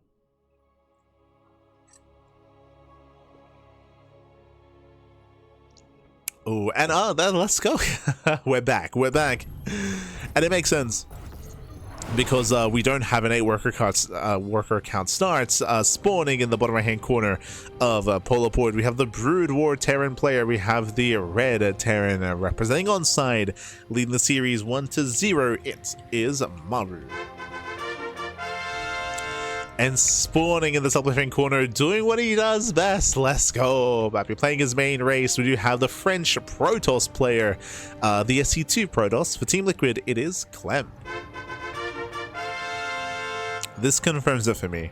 Let's go. Let us go. We're back to Protoss. Now, what I mean by that, what I'm referring to, I just mentioned it. Over the past 2 weeks, Clem has stopped playing TVP or PVT. He stopped playing Protoss. A big reason for that is because the worker count changed. I don't know if you noticed, but in StarCraft Evolution, they have not actually gone through that worker count change. You still start with 12 workers. It is still pre-patch. Like, SC2 is pre-patch. They decided not to go forward with the new changes that Blizzard has proposed. So as a result, that means that, hey, it's the old version of Protoss, and Clem can embrace it. It's like, I missed you, Pappy. I missed you. You know, there's no like payment for there's no like gateway changes here. There's no economy changes. Ah. Back to his tried and true Protoss. Let's go.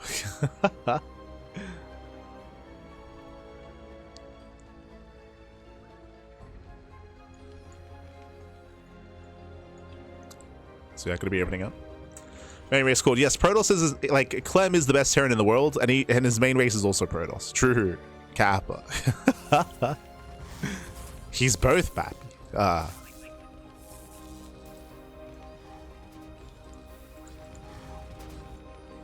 As of now. For now, we're going to be opening up Rax Expand. Standard opening here at Maru. We do have cross spawns, by the way. Cross spawn location here between Clem and Maru. Clem does find Maru. Maru, so far, no scouts. No SCV scouts. Maru's unaware as to what's going on. He's unawares.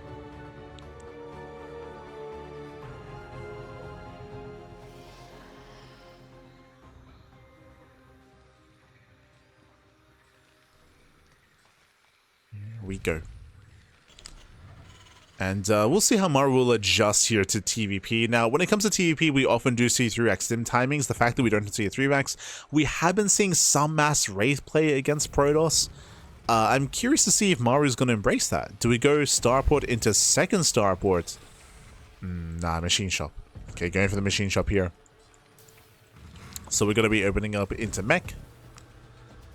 We're going for a Mech-based opener and a Mech-based build. Here we go. As this is going to be a Twilight Council here out of Clem. Spider Mines are amassing. So it's going to be a Vulture opener with Spider Mines, but less Vultures due to only having one factory into Wraith play. So Vulture Wraith. No, my apologies. Well, we're going for a drop. Are we going for both? Like, why get the control tower? Okay, yeah, going for both. So drop first, then into the tower, into the upgrade, then into Wraiths. It's a very tech-heavy build here. Very, very tech-heavy opener at Maru. And because of that, this needs to get damage done. Hallucination Scouts confirms the dropship. Big scout here for Maru, or sorry, for Clem. Does confirm, does also get eyes on the control tower. But more importantly, he saw the drop. Yeah, second factory is on the way. In the end, Cloak is cancelled. So cancels Cloak, cancels the second dropship. Wants to force an overreaction. And the drop is coming. And drop into the main. Clem is ready. Clem is getting in position. Vultures are making their way into the mineral line. And we're going to get some probe kills. Oh, let's pull a couple of boys. Spider Mines they set up, they zone away the army. Oh, yeah, they do zone away. And I don't know if Clem realizes that these Spider Mines don't trigger on workers. Yeah, he doesn't know. The inexperience, yeah, inexperience is kicking in here. 7 probes going to be going down, critical damage. Basically, you saw Clem split all of his workers against the mines, and he tried to bait out the shots, but Spider Mines, they don't trigger on workers. So a little bit of an experience here with that. 10 probes do go down. Some heavy losses for Clem. Ay, ay, ay. Losing not just 10 workers, but also 2 stalkers and a sentry. Oh no! Oh my god, another stalker goes down. Down to 2. Yeah, down to 2 stalkers. And with that, despite Maru having a bit of a messy or a bit of an interesting build, it's worth it. So far, it's been worth it. There are TCs on the way, extra factories, more mech. He be meching it up, pappy.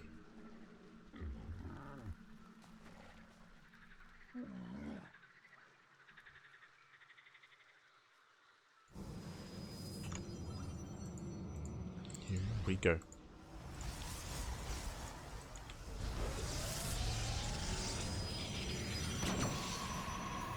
Maru does break in. Does break in. Does pull away.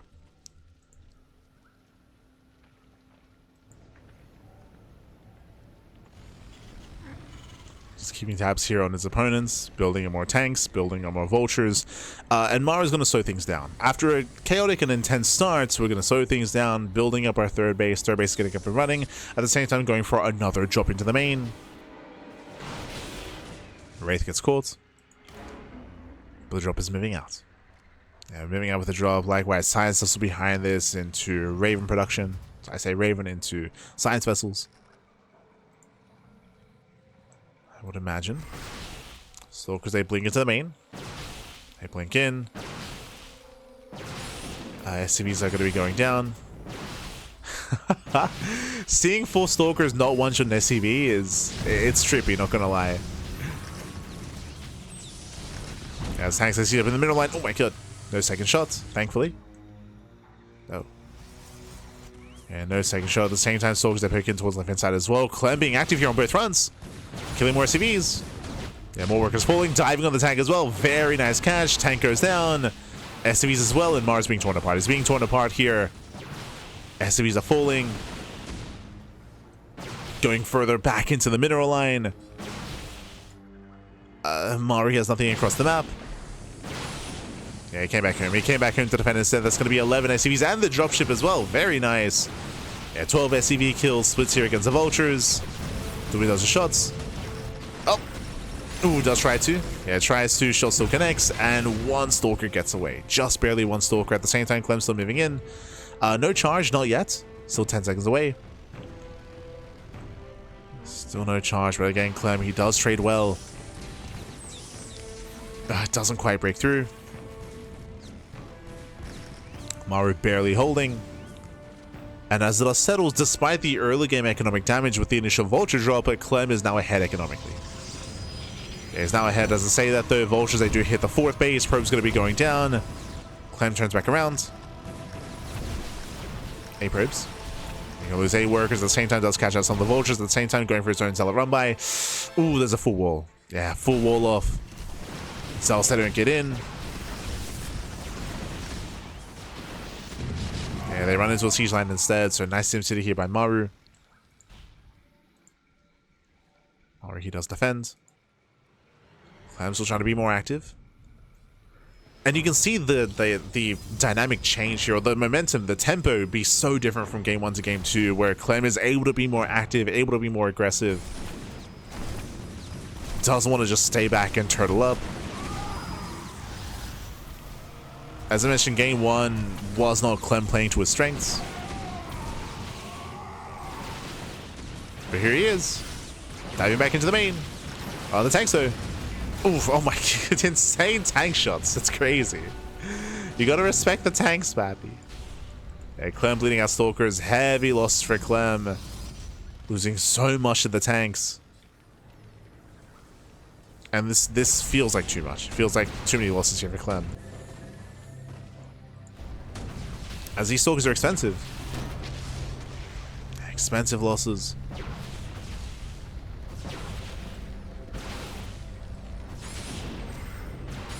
Pulling further back. I have to keep stopping myself from panning over to the northern bases because I don't know if you can see on the minimap there are some red dots. It's spider mines from earlier. Like spider mines are just here borrowed.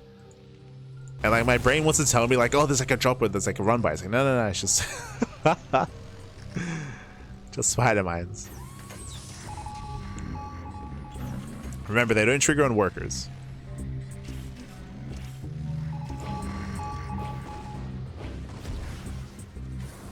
As Maru stabilizing. Again, Clem was just being overly aggressive. Initially, it was worth it, and then Clem lost like 8 Stalkers in the main base. Like he did overextend, did lose too much. Clem sticking with a gateway heavy composition. Disruptor has arrived. We've got 2 disruptors so far. And Clem, he will intercept. Has to be careful though. Cannot blink in. Jesus. So many zealots go down. It's so much more difficult for Protoss to like punish mech when it comes to brutal mech because of the spider mine. Like there's just so much here to punish zealots and stalkers diving into a siege position, or even an unsiege position. So much more difficult. Like the spider mine changes everything when it comes to mech and TVP. It's just easier for the Terran player to turtle up and to fortify these positions due to this minefield protecting the tanks. So a very different dynamic. Which we saw from Zoun earlier in the series, if you remember. Like, Zoun also had a hard time pushing into mech in his series versus Kira. And he had a late transition to Skytoss. Like, we never quite got there. Now we see the Stargate. This also feels late, though. Like again, I feel like we needed this maybe a little bit sooner. Clem is being active at least. But Clem has to buy time for his Fleet Beacon and for that Skytoss transition.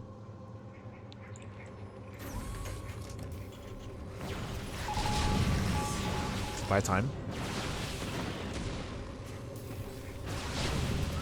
This is going up. Nice cleanup. And nice cleanup here on the mines. Oh, Observer rallies in. And as they catch out more mines. So Romai doesn't really achieve too much here, and Vultures they break out. Uh-oh.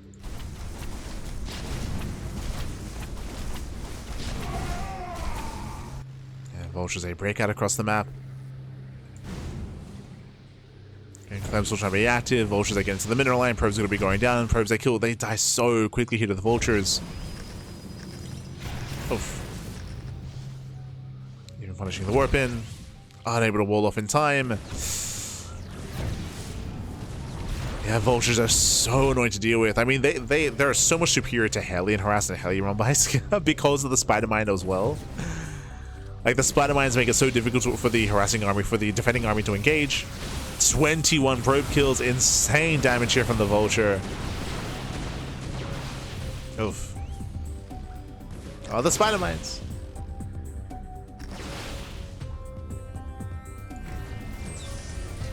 Oh, SCV's clumping up. We got some counter damage.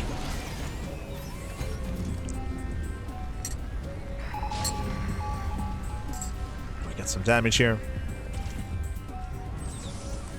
Clem's being cornered. Uh-oh. No! Clemmy moves in. The Disruptors. A couple of Novas connect. And Novas do connect. Gary army coming from behind. Ooh, running into Spider Mines. Oh god, the mines, they just punish the flanking army completely. And Maru's done it. At this point, Maru's done it. He defends. He just annihilates the army. He's breaking out across the map. He's maxed. I did like Clem's play better than Zoun. That's true. I did appreciate like Clem being more active, more aggressive, switching into Disruptors. But again, had a really hard time dealing with the Vulture counterattacks, the run-bys, and we never saw that transition into Skytoss. Never quite got there.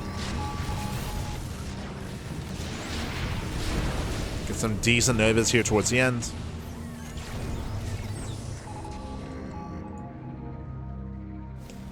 But Maru's not being stopped.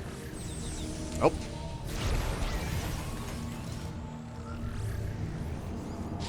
Oof. Yeah, there's some decent Novas. Tanks are on siege. Yeah, tanks are on siege. Oh, but Disruptors, they do roll in. Yeah, they do move into the army. That's going to be 3-4 Disruptors going down. Second siege line punishes the Stalkers. There are just so many tanks. And the mech army is moving in. Yeah, mech army is moving in, just dominating the fight. Punishing the attempt to harass. Catching at the Disruptors. Oof.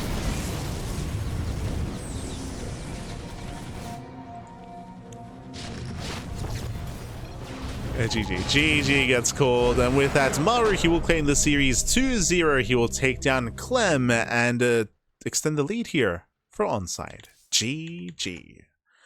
Whew. GG, well played, Maru. He will claim the 2-0. He will claim the 2-0 here, once again winning it back. Clem, I did appreciate his PvT a lot more than Zoun's game earlier against Cure. That is true, but we did see a lot of the inexperience showing here, where I would say one too many times Clem underestimated the threat of the tanks and would take some massive tank shots to the face, which would cost him a lot of units, by the way. On top of that, we saw the Stalker harass was less effective because full Stalkers do not one-shot SCVs in StarCraft Evolution, so some less successful harass. Likewise, the mine defense as well. We saw that to me, it was apparent that Clem was unfamiliar with how the Spider-Man worked when it came to the initial Vulture harass. That's why we saw like all the delayed mining time, the split workers trying to bait out shots, and again a very messy defense as well. So again, I feel like all of this just shows some of the inexperience of Clem in specifically this game mode, and Maru able to snowball out of control, build out that mech army. GG well played. And again, you saw just how difficult it is to deal with mass Vulture. Like Vultures, they kill workers so quickly because of spider mines as well. They're such a strong supportive unit, and you can see like just how different mech is here compared to SC2 mech, and why SC2 mech is so much less viable against Protoss. Here in StarCraft Evolution, like you can have a much stronger harassing force, a stronger defense as well. Like the Vulture is just a really strong supportive unit, very strong supportive unit. And it's something that's missing from SC2 mech, of course, which whether that's a good thing or a bad thing, you know, that comes down to your opinion, but GG all played. With that, Maru does claim the 2-0, Maru stays on. And who does Team Liquid send out next? Oh boy. Okay, so far, who have we sent out here? So Cure, he initially had the win streak, then we went into Clem. We still have either Elazer or Skillus. So I have Elazer or Skills remaining. Who do I have a little bit more faith in here? Elazer was looking really scary. I think Elazer does have a pretty good chance of bringing down Maru. It's just we can only send out one. So in my mind, Elazer would make more sense here, but who's it going to be? Team Liquid. Yep, there we go. Elazer. Elazer is being sent out. He's a very strong Zerg player in SC Evolution. I do think he has a very strong chance here against Maru. I'm just curious to see if Maru plays mech or plays bio. Like, how does Maru open up? Especially, as we load into match point. Let's go. We're loading into match point. Catching up. Oh, este lechito, papi. ¿Qué tal? ¿Cómo estás? Ah, papi, God. Good to see you. Good to see you. Yo, hope you're ready for some Brood War, papi. Spawning in the top right corner of match point, we have the Brood War Terran player. We have the Red Terran representing ONSYDE. It is Maru. And spawning in the bottom left-hand corner, we have his opponent. We have the Polish Zerg player, the Blue Zerg. Representing Team Liquid, the SC2 Zerg, it is Elazer. Tell them I'm the biggest fan. You're an animal, Lechito. You're an animal. Well, let's go. Let us go. We're getting into our best of two on match point. Once again, because it's the best of two, the way this format works here, if we tie 1-1, our players knock each other out. Otherwise, 2-0 will secure a win, a point for said team. And I'm curious to see how Maru does open up here. Again, we got to see some of Maru's mech against Protoss. Against Zerg, do we see mech again, or do we go into a more biocentric build? Remember, it is quite standard to go CC first into 3 maxes into an early stim timing. We'll see if Maru does embrace that or not. So far, though, CC first. So, early economy here, greedier build out of Maru. Setting up his wall here outside of his natural. Meanwhile, Elazer going for his own hatch pool opener, delayed gas out of Elazer. Interesting. Okay, so going for a later gas geyser. Usually this means that we're going to be going into like later link speed. We might even go into an earlier layer, just because we're going to be holding onto that gas and spending it a little bit later here. So we'll see if Elazer does go into link speed or does save his gas for a faster layer instead. Or even an earlier roach form. Maybe. So we'll keep it on Elazer. Airload is moving out. And again, welcome to Match Point. Match Point is a very interesting map of the map pool. Short rush distance. Has a very short rush distance by ground. Very direct as well. Going just one straight line from side to side.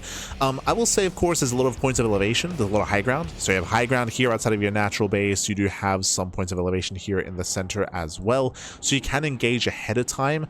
I would say that your natural's relatively secure. The third base, though, is very difficult to defend. do you notice something here at the third? High ground. there's high ground right next to the third base. So imagine tanks, imagine lurkers, imagine any kind of unit up here. You are within range of the CC or the hatchery or the nexus. So again, fighting for the high ground and fighting for this high ground location here is very important, because if you get forced back defensively to your own third expansion, you will lose workers. You will lose workers and you might even lose the base. Double starport. Okay. This was not an option. I was thinking like 2-3 rank stim timing. I was thinking double factory vulture. We're going double starport mass wraith. Okay, mass wraith out of Maru with mass starport. Overlord pokes in. Overlord does not confirm.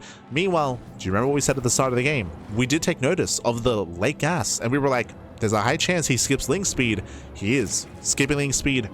Very fast lair into a Roach Warren. Now, this might just be a safety Roach Warren because this lair is so fast. 2 base mutas on the table. This could be 2 base muta, and I'm thinking 2 base muta versus Wraith. Like, that'd be okay.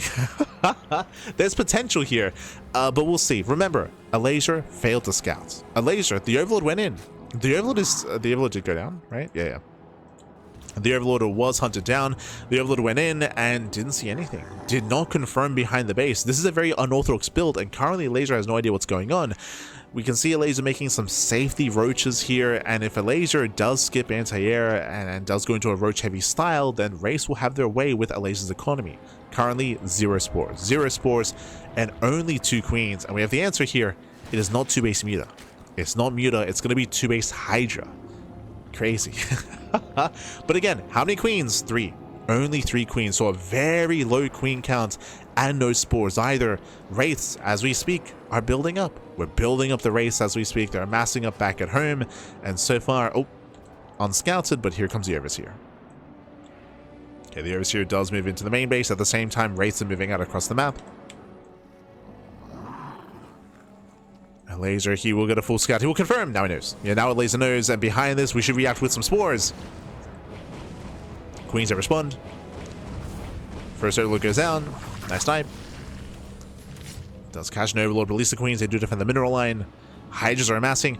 Now, we're skipping spores. We're choosing to skip spores because we're going to try to defend with queens and hydras. There is going to be a lot of anti-air with the Hydra tech.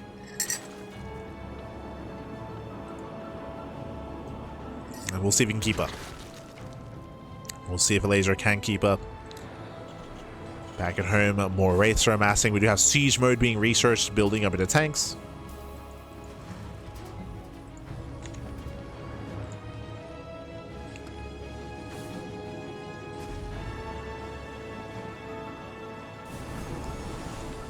Building up our tank count.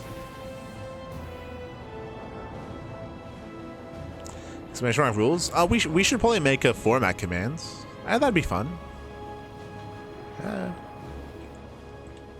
For sure. Oh. Erase, they move in. Yeah, they move in and they do catch a queen. Yeah, the queen got trapped. Oh no. Yeah, got trapped in. No transfuse. Queen goes down. Overseer as well. Nice damage so far. Now we're going for the Hydras. No detection. No shot. 0 detection. Free damage on the Hydras. 2-3 Hydras go down. Overseer's almost done. Oof. And the Overseer will complete. But again, nice snipe there by Maru, diving in, sniping the Overseer, denying detection. Cheeky moves out of Maru. Cheeky, pappy, cheeky. And Maru's claiming a third. He's claiming a third base. Now, what's scary here is that typically the Zerg player wants to be up in expansion, up in workers. Because this is a 2-base heavy tech opener, Elazer, his economy is not what it needs to be here. We're not really set up for a longer game. This feels like a 2-base all-in. It feels like an all-in here. We're going into Overlord speed as well. This would be for Doom Drop. There's no reason to get Overlord speed without that. Or otherwise. And you can see Elazer intentionally no drones. You can see here Elazer, he's not droning. He's not droning up mass Ling, mass Hydra into Overlord speed, into potentially Dropper Lords, into just a 2-base all-in. 2-base all-in. It's all or nothing. Now back at home, what does Maru have? Maru, he has 4 tanks, 7 Marines. There's no stim yet. It's on the way. It is going to be bio tank out of Maru. Does have all his tanks centralized here at the third. Again, it is mainly Wraith. And this is it. It's all or nothing. Army does dive in. Overseer's going to keep them safe. Gets one tank, gets one, gets two. Yeah, 2 tanks go down. The boys are being pulled, but the tank line is brutal here. Oh my god. Pushing into 5 tanks. He could not break through. Yeah, Elazer could not break through. He's being chased down. Stim is done in 2 seconds. Maru has the greater economy. Does lose 6 SCVs, but still far ahead. And again, it's all or nothing for Elazer. As time goes on, though, now Stim is done. Yeah, there's Stim. Stim is activated. Boys are being pulled. 1 tank goes down. The Hydras are exposed. Oof. Yeah, the Hydras are on their own. They're being focused down one after the other, and Elazer here will lose almost everything. Down to 5 Hydras. And Maru's just chilling. Building on more tanks. Still far ahead in workers, 66 to 51. On the tank till siege.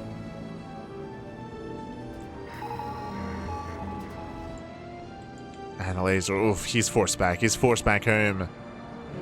Yeah, Elazer backs off. Still no droning, still no saturation. It's too late, right? Like, you cannot macro out of this position. And Maru, he confirms. Yeah, he confirms.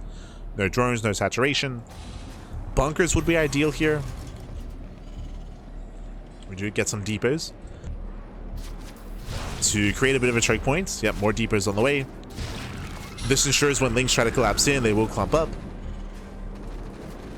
Oh, Maru getting a little bit cavalier. Yeah, calm down, Maru. We don't want to fight out of range of the tanks. So Maru has to pull back. Yo, we got a radiate on the way. It's getting ready to irradiate.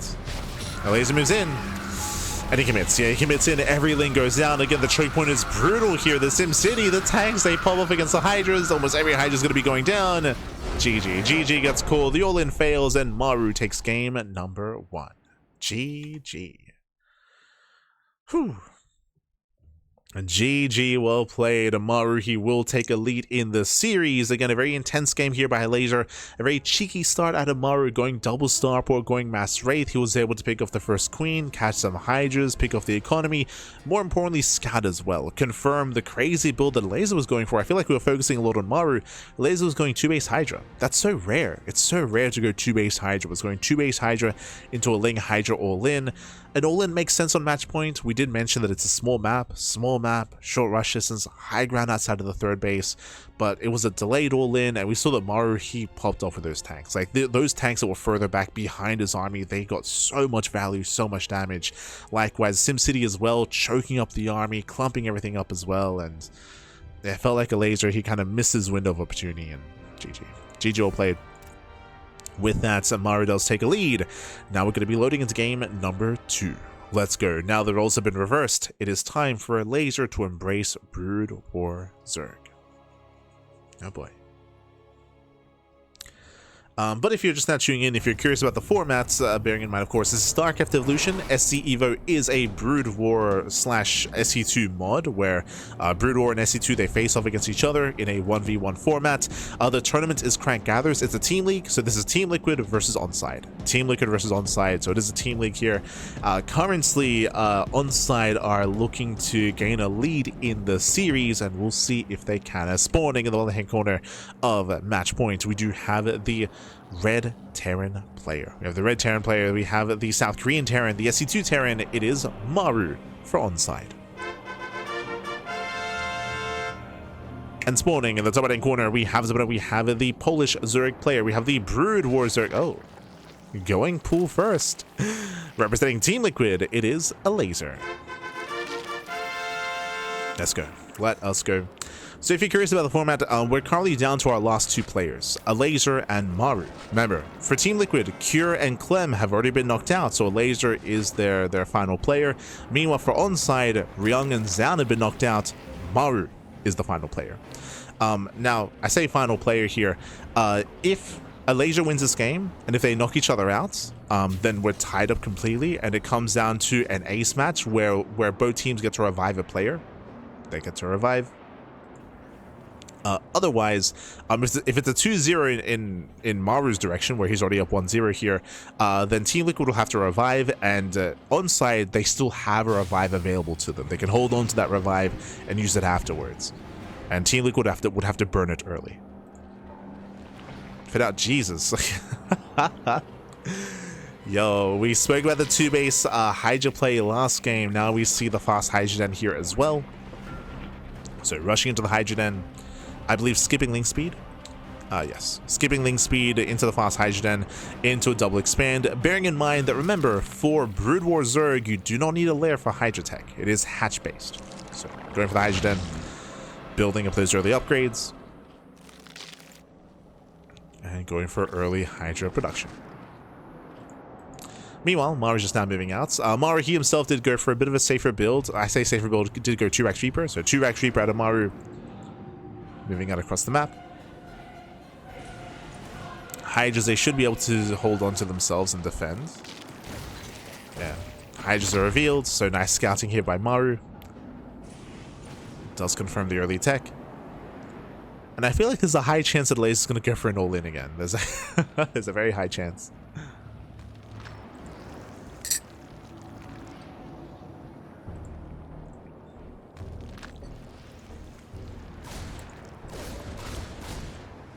That's Reapers I pick in.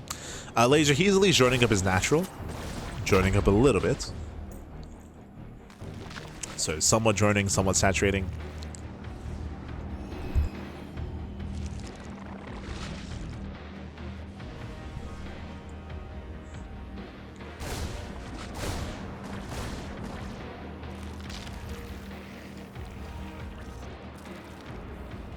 Reapers, they pull away behind this. We're going for extra 3 racks. He's going for a 5 racks 2-base. Jeez, crazy. Going for a 5 racks. So 5 racks 2-base all in here by Maru, going to a heavy bio army into an early stim timing. Bearing in mind that Brood War Zerg do not have Banelings, right? There are no Banelings, so it's going to be a Ling Hydra army here for Elazer. And Mass Bio can trade very well against Ling Hydra. Oof.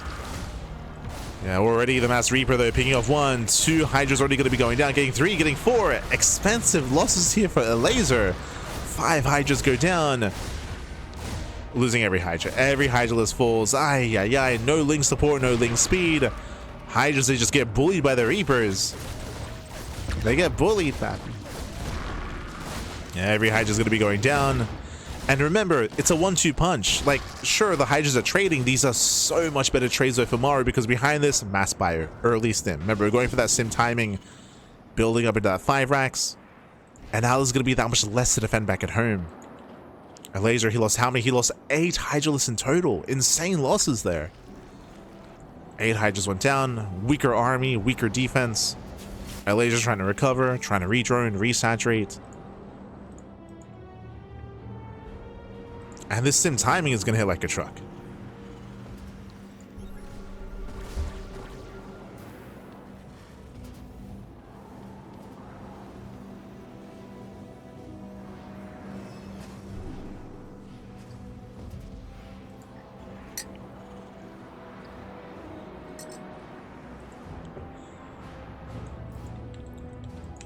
Yeah.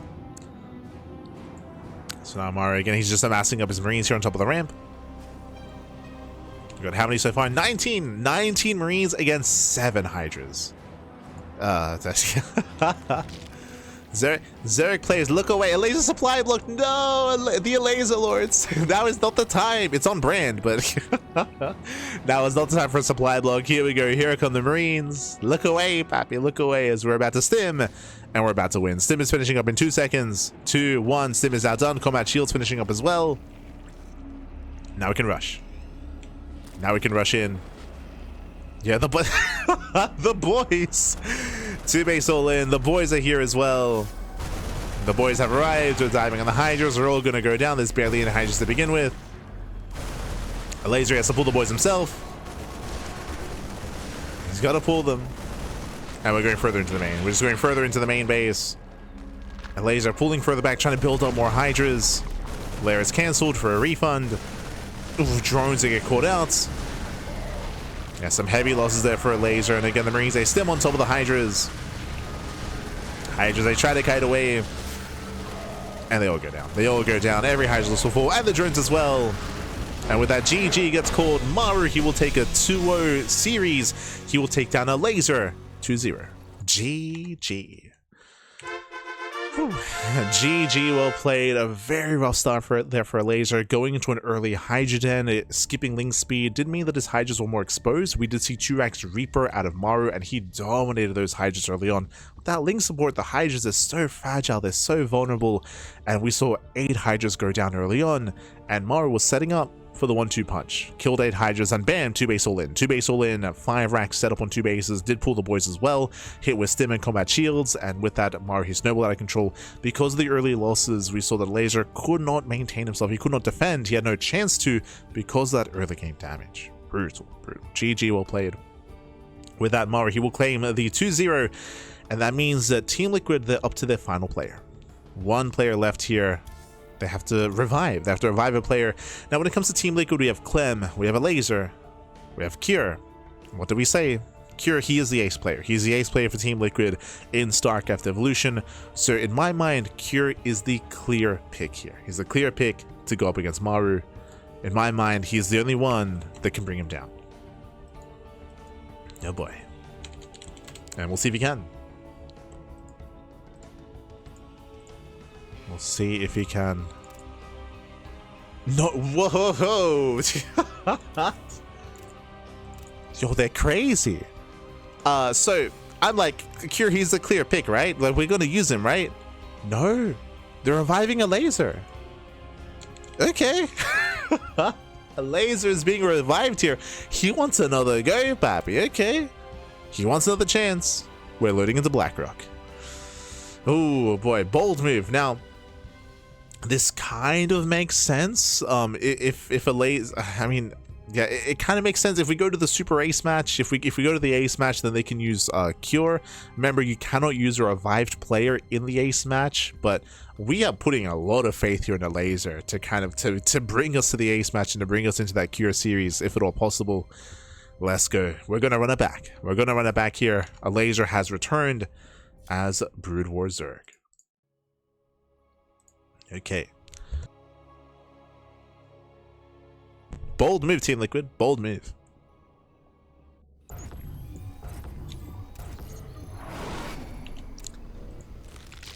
And spawning in the top right-hand corner. Top right-hand corner here of Blackrock, we have the Polish Zerg player, the Brood War Zerg. He's back. He has been revived for this next game, representing Team Liquid. He needs the 2-0. He needs the 2-0 here and now to force a revive out of ONSYDE. It is Elazer. And spawning in the bottom left-hand corner. Oh, there you go. Bottom left-hand corner of Blackrock, we have the South Korean Terran player. We have the red Terran, the SC2 Terran. For ONSYDE, it is Maru. Oh, sorry, I think I pressed the wrong button. There we go. It's all good. But here we go. Welcome to Blackrock. Blackrock, of course, is an interesting map in the map pool. Does have an open and exposed 3rd and 4th expansion here. So open bases, exposed expansions can make it difficult to defend and be the defending player in the mid game for sure. Can be difficult to defend. But once again, 2x Reaper. So 2x Reaper out of Maru, and once again the Elazer does go So last game he went pool first. This time gas first. Early gas into a pool, into a delayed expansion. Because the gas is so early, I'm thinking Link Flood. I'm thinking early Link speed. So early gas typically means early Link speed. We'll see if Elazer does embrace that. Let's go.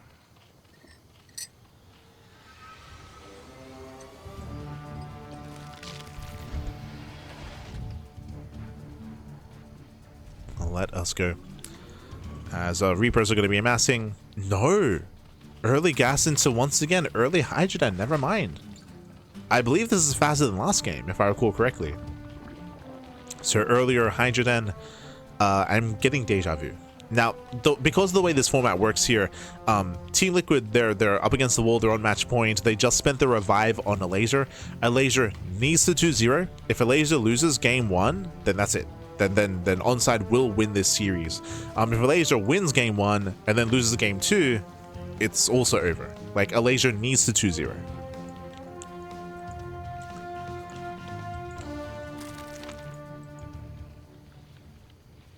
we go. As again, they've already spent their revive on Elazer.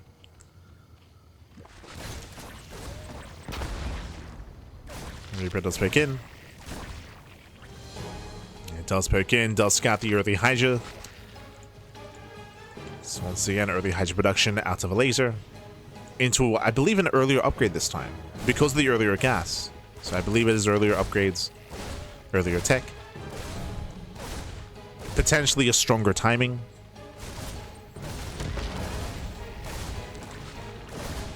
Once again, we're building up that Reaper count. Or he wants those Hydras.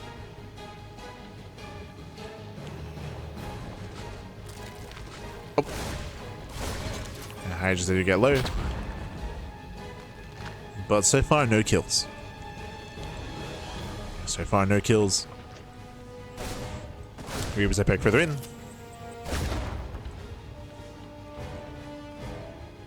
Don't quite manage to catch a Hydra.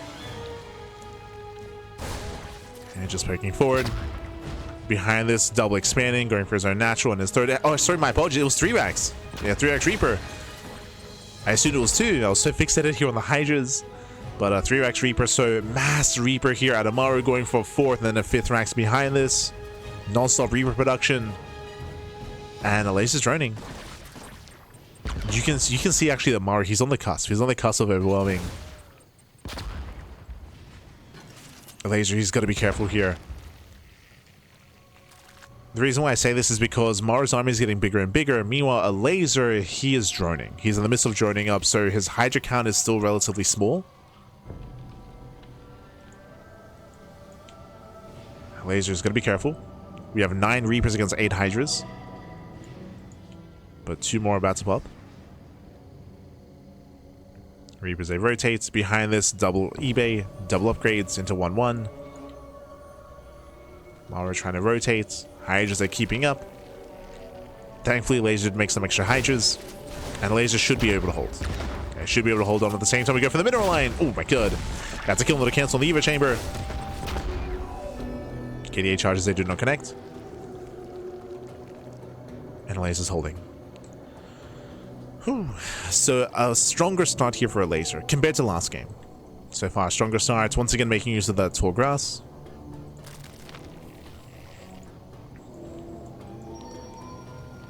Reapers, they rotate. They find the expansion. They will force a cancel. 2 more volleys. Kills the drone. Kills the worker. Pulls away. We're going into mass... Yo, Maru, he's been watching some Uwu thermal VODs. Like, what? Someone send this video to you thermal, baby. Ay, ay, ay. Yo, Mark. I think I got a Euthermal fan. I think he's going Mass Reaper. I thought he was going to switch into Stim, into Bio, like into a Bio follow-up. No, no, no. Mass Reaper, baby. Let's go. Ay, ay, ay. Okay. Okay, I mean, he's going to hit with 1-1. He's making 6 Reapers at a time. Now, again, this works specifically against Elazer because there's no Ling speed. Usually, how do you deal with Mass Reaper? Lings do a great job at buffering, at locking down the army and chasing down the Reapers. But because Elazer does not have Ling speed, he has no Ling support, it's pure Hydra. Hydras have a much more awkward time dealing with Reapers. It's much more awkward. So this is a unique dynamic here to StarCraft Evolution. And also specifically because Elazer did skip Ling speed. Yeah, now we overwhelm. Now we can just dive in. We break through one of the flanks. So here we do pull away. That's going to be how many? That's going to be 11 Hydras going down. 11 Hydras for 9 Reapers. Almost a 1-to-1 trade. Almost. Oh! One more Reaper gets caught. And Maru, he has to back off. And there's that bio switch. I was expecting this earlier.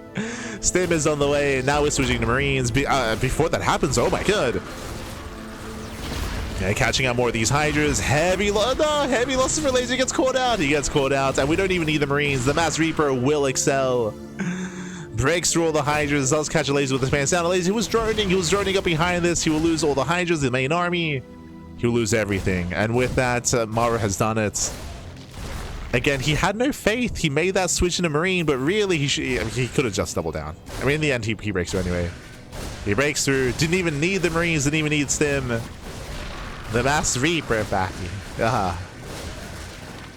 Yeah, with that 19 drone kills, GG gets called, and with style, Maru, he will claim the series, and he'll win it all for ONSYDE. GG. Whew. GG, well played. Almost like a build order win here for Maru. Almost. What I mean by that is, remember, the reason why this was able to work here and why we saw this in game 2, not game 1, is because in game 1 we saw 2-max Reaper as an opener into Stim, but Maru, he realized that his Reapers did a lot of damage. Remember, he lost 4 Reapers for 8 Hydras. Like it was a 2-to-1 trade. Like he traded very, very well in game 1. So coming to game 2, as soon as he realized that his opponent was going into the same build and skipping Ling speed and skipping Lings and going pure mass Hydra, he doubled down. He went 3-Rax Reaper into 5-Rax Reaper, and he did not stop. Did not stop Reaper production. And because there was no supportive units there for the Hydras, it was purely drones alongside Hydra tech. No Link speed, no Link support, no Lurker tech, for example, no nothing. Just purely vanilla Hydras. We saw that the Mass Reaper was able to overwhelm, was able to punish, was able to brutalize. Maru, towards the end, he did feel like maybe it was time to transition out, especially after the first engagement, after the first fight. But thankfully for Maru, Elazer did not remake those Hydras. He droned up behind it, so he stayed on a very low Hydra count, and he was overwhelmed. GG, well played. With that, congratulations, Maru. He will claim the game and claim the series. ONSYDE, take down Team Liquid. GG. GG, well played. Just needed a queen to one the Reapers? Not at all. Remember, this is off of a 2-base economy, so no, the queens will not get involved. Assuming, making the assumption that was a serious statement. Otherwise, it was a joke. Sure, just needed some devourers, bappy. Kappa.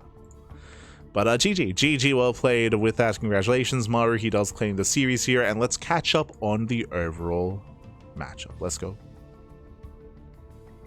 But as we mentioned, the reason why this could work is because there was no Link support, because we had skipped Link speed, and it was just pure vanilla Hydra.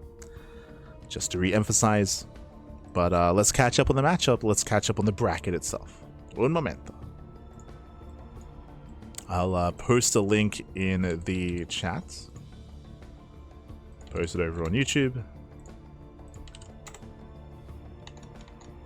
And post it over in Twitch. Okay.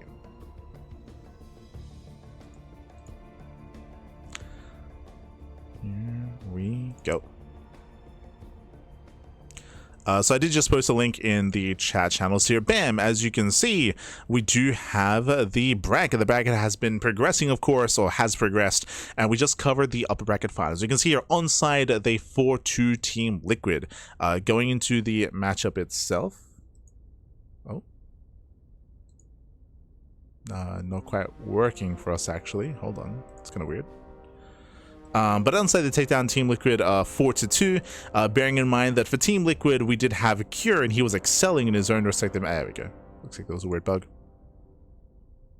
But as you can see here, it all began with Cure. Cure, he 2-0'd Zoun. He 2-0'd Zoun initially in their best of 2.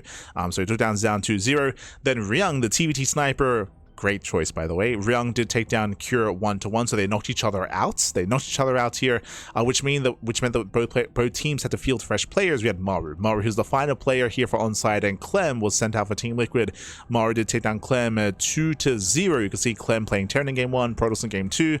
Then we sent out Elazer. Also got taken down 2-0, and then we revived Elazer here for that final game, where Maru did just take him down on Blackrock. GG, well played. Again, I do feel like Cure would have been a stronger choice here as a revive. I do actually prefer Cure's TVT to Maru. But it's possible they might have been thinking further ahead about the ace match and saving Cure for the ace match instead. Or maybe Cure just wasn't feeling too confident, specifically in StarCraft Evolution.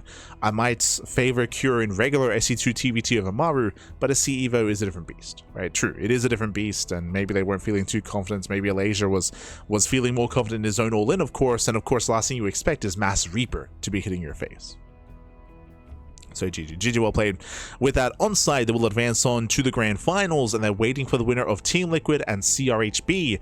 This series will be played, as you can see here, in a week, or in 5 days. In 5 days time is going to be Team Liquid versus CRHB. So next week is going to be the low bracket finals, and then the grand finals. Again, that'll be next week, day 3 and day 4 of the playoffs respectively.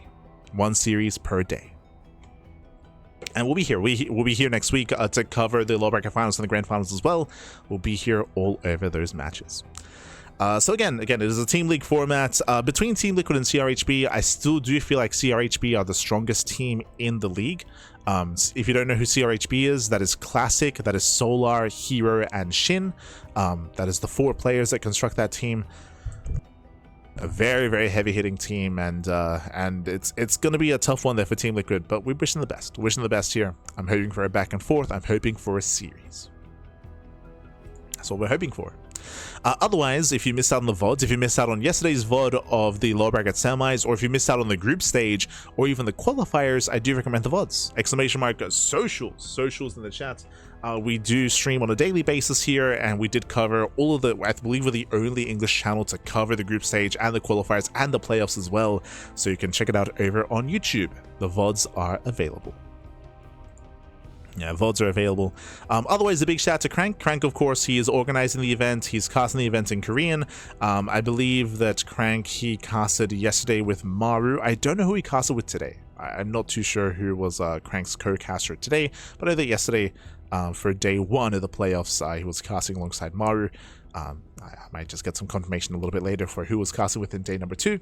But again, plenty of content, plenty of StarCraft. Also, a big shout out to Chijik. Chijik, they are the main sponsors of the event as well. The reason why we're covering this via replays is because it can only be live casted on the Chijik streaming platform. It's a Korean streaming platform. We're live there right now, but it's difficult for foreigners to make their way there. Like international viewers, they have a hard time watching on Chijik. It's not a very friendly platform for those outside of Korea. I mean, it's very Korean centric, of course. So it's difficult to kind of find your way there, navigate there, and then find the stream. So instead, we cover it via replays instead. Just as a heads up.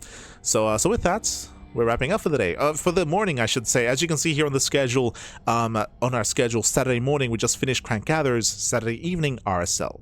This evening and tomorrow evening, RSL is going to be available, or is going to be covered here. That is the playoffs. So we're going to be co-streaming the playoffs here on the channel, so a lot more StarCraft to come. Originally, we were going to be covering KSL today, but KSL is just now beginning, and the time between the end of KSL and RSL is very short.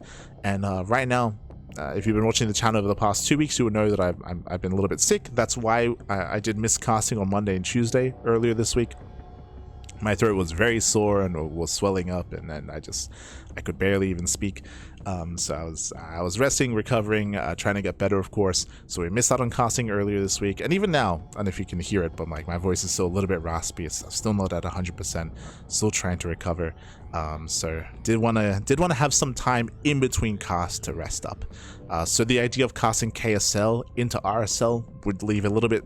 It would not leave enough time in between. So we're gonna calm down, take it slow. Most likely we'll be covering KSL via replays.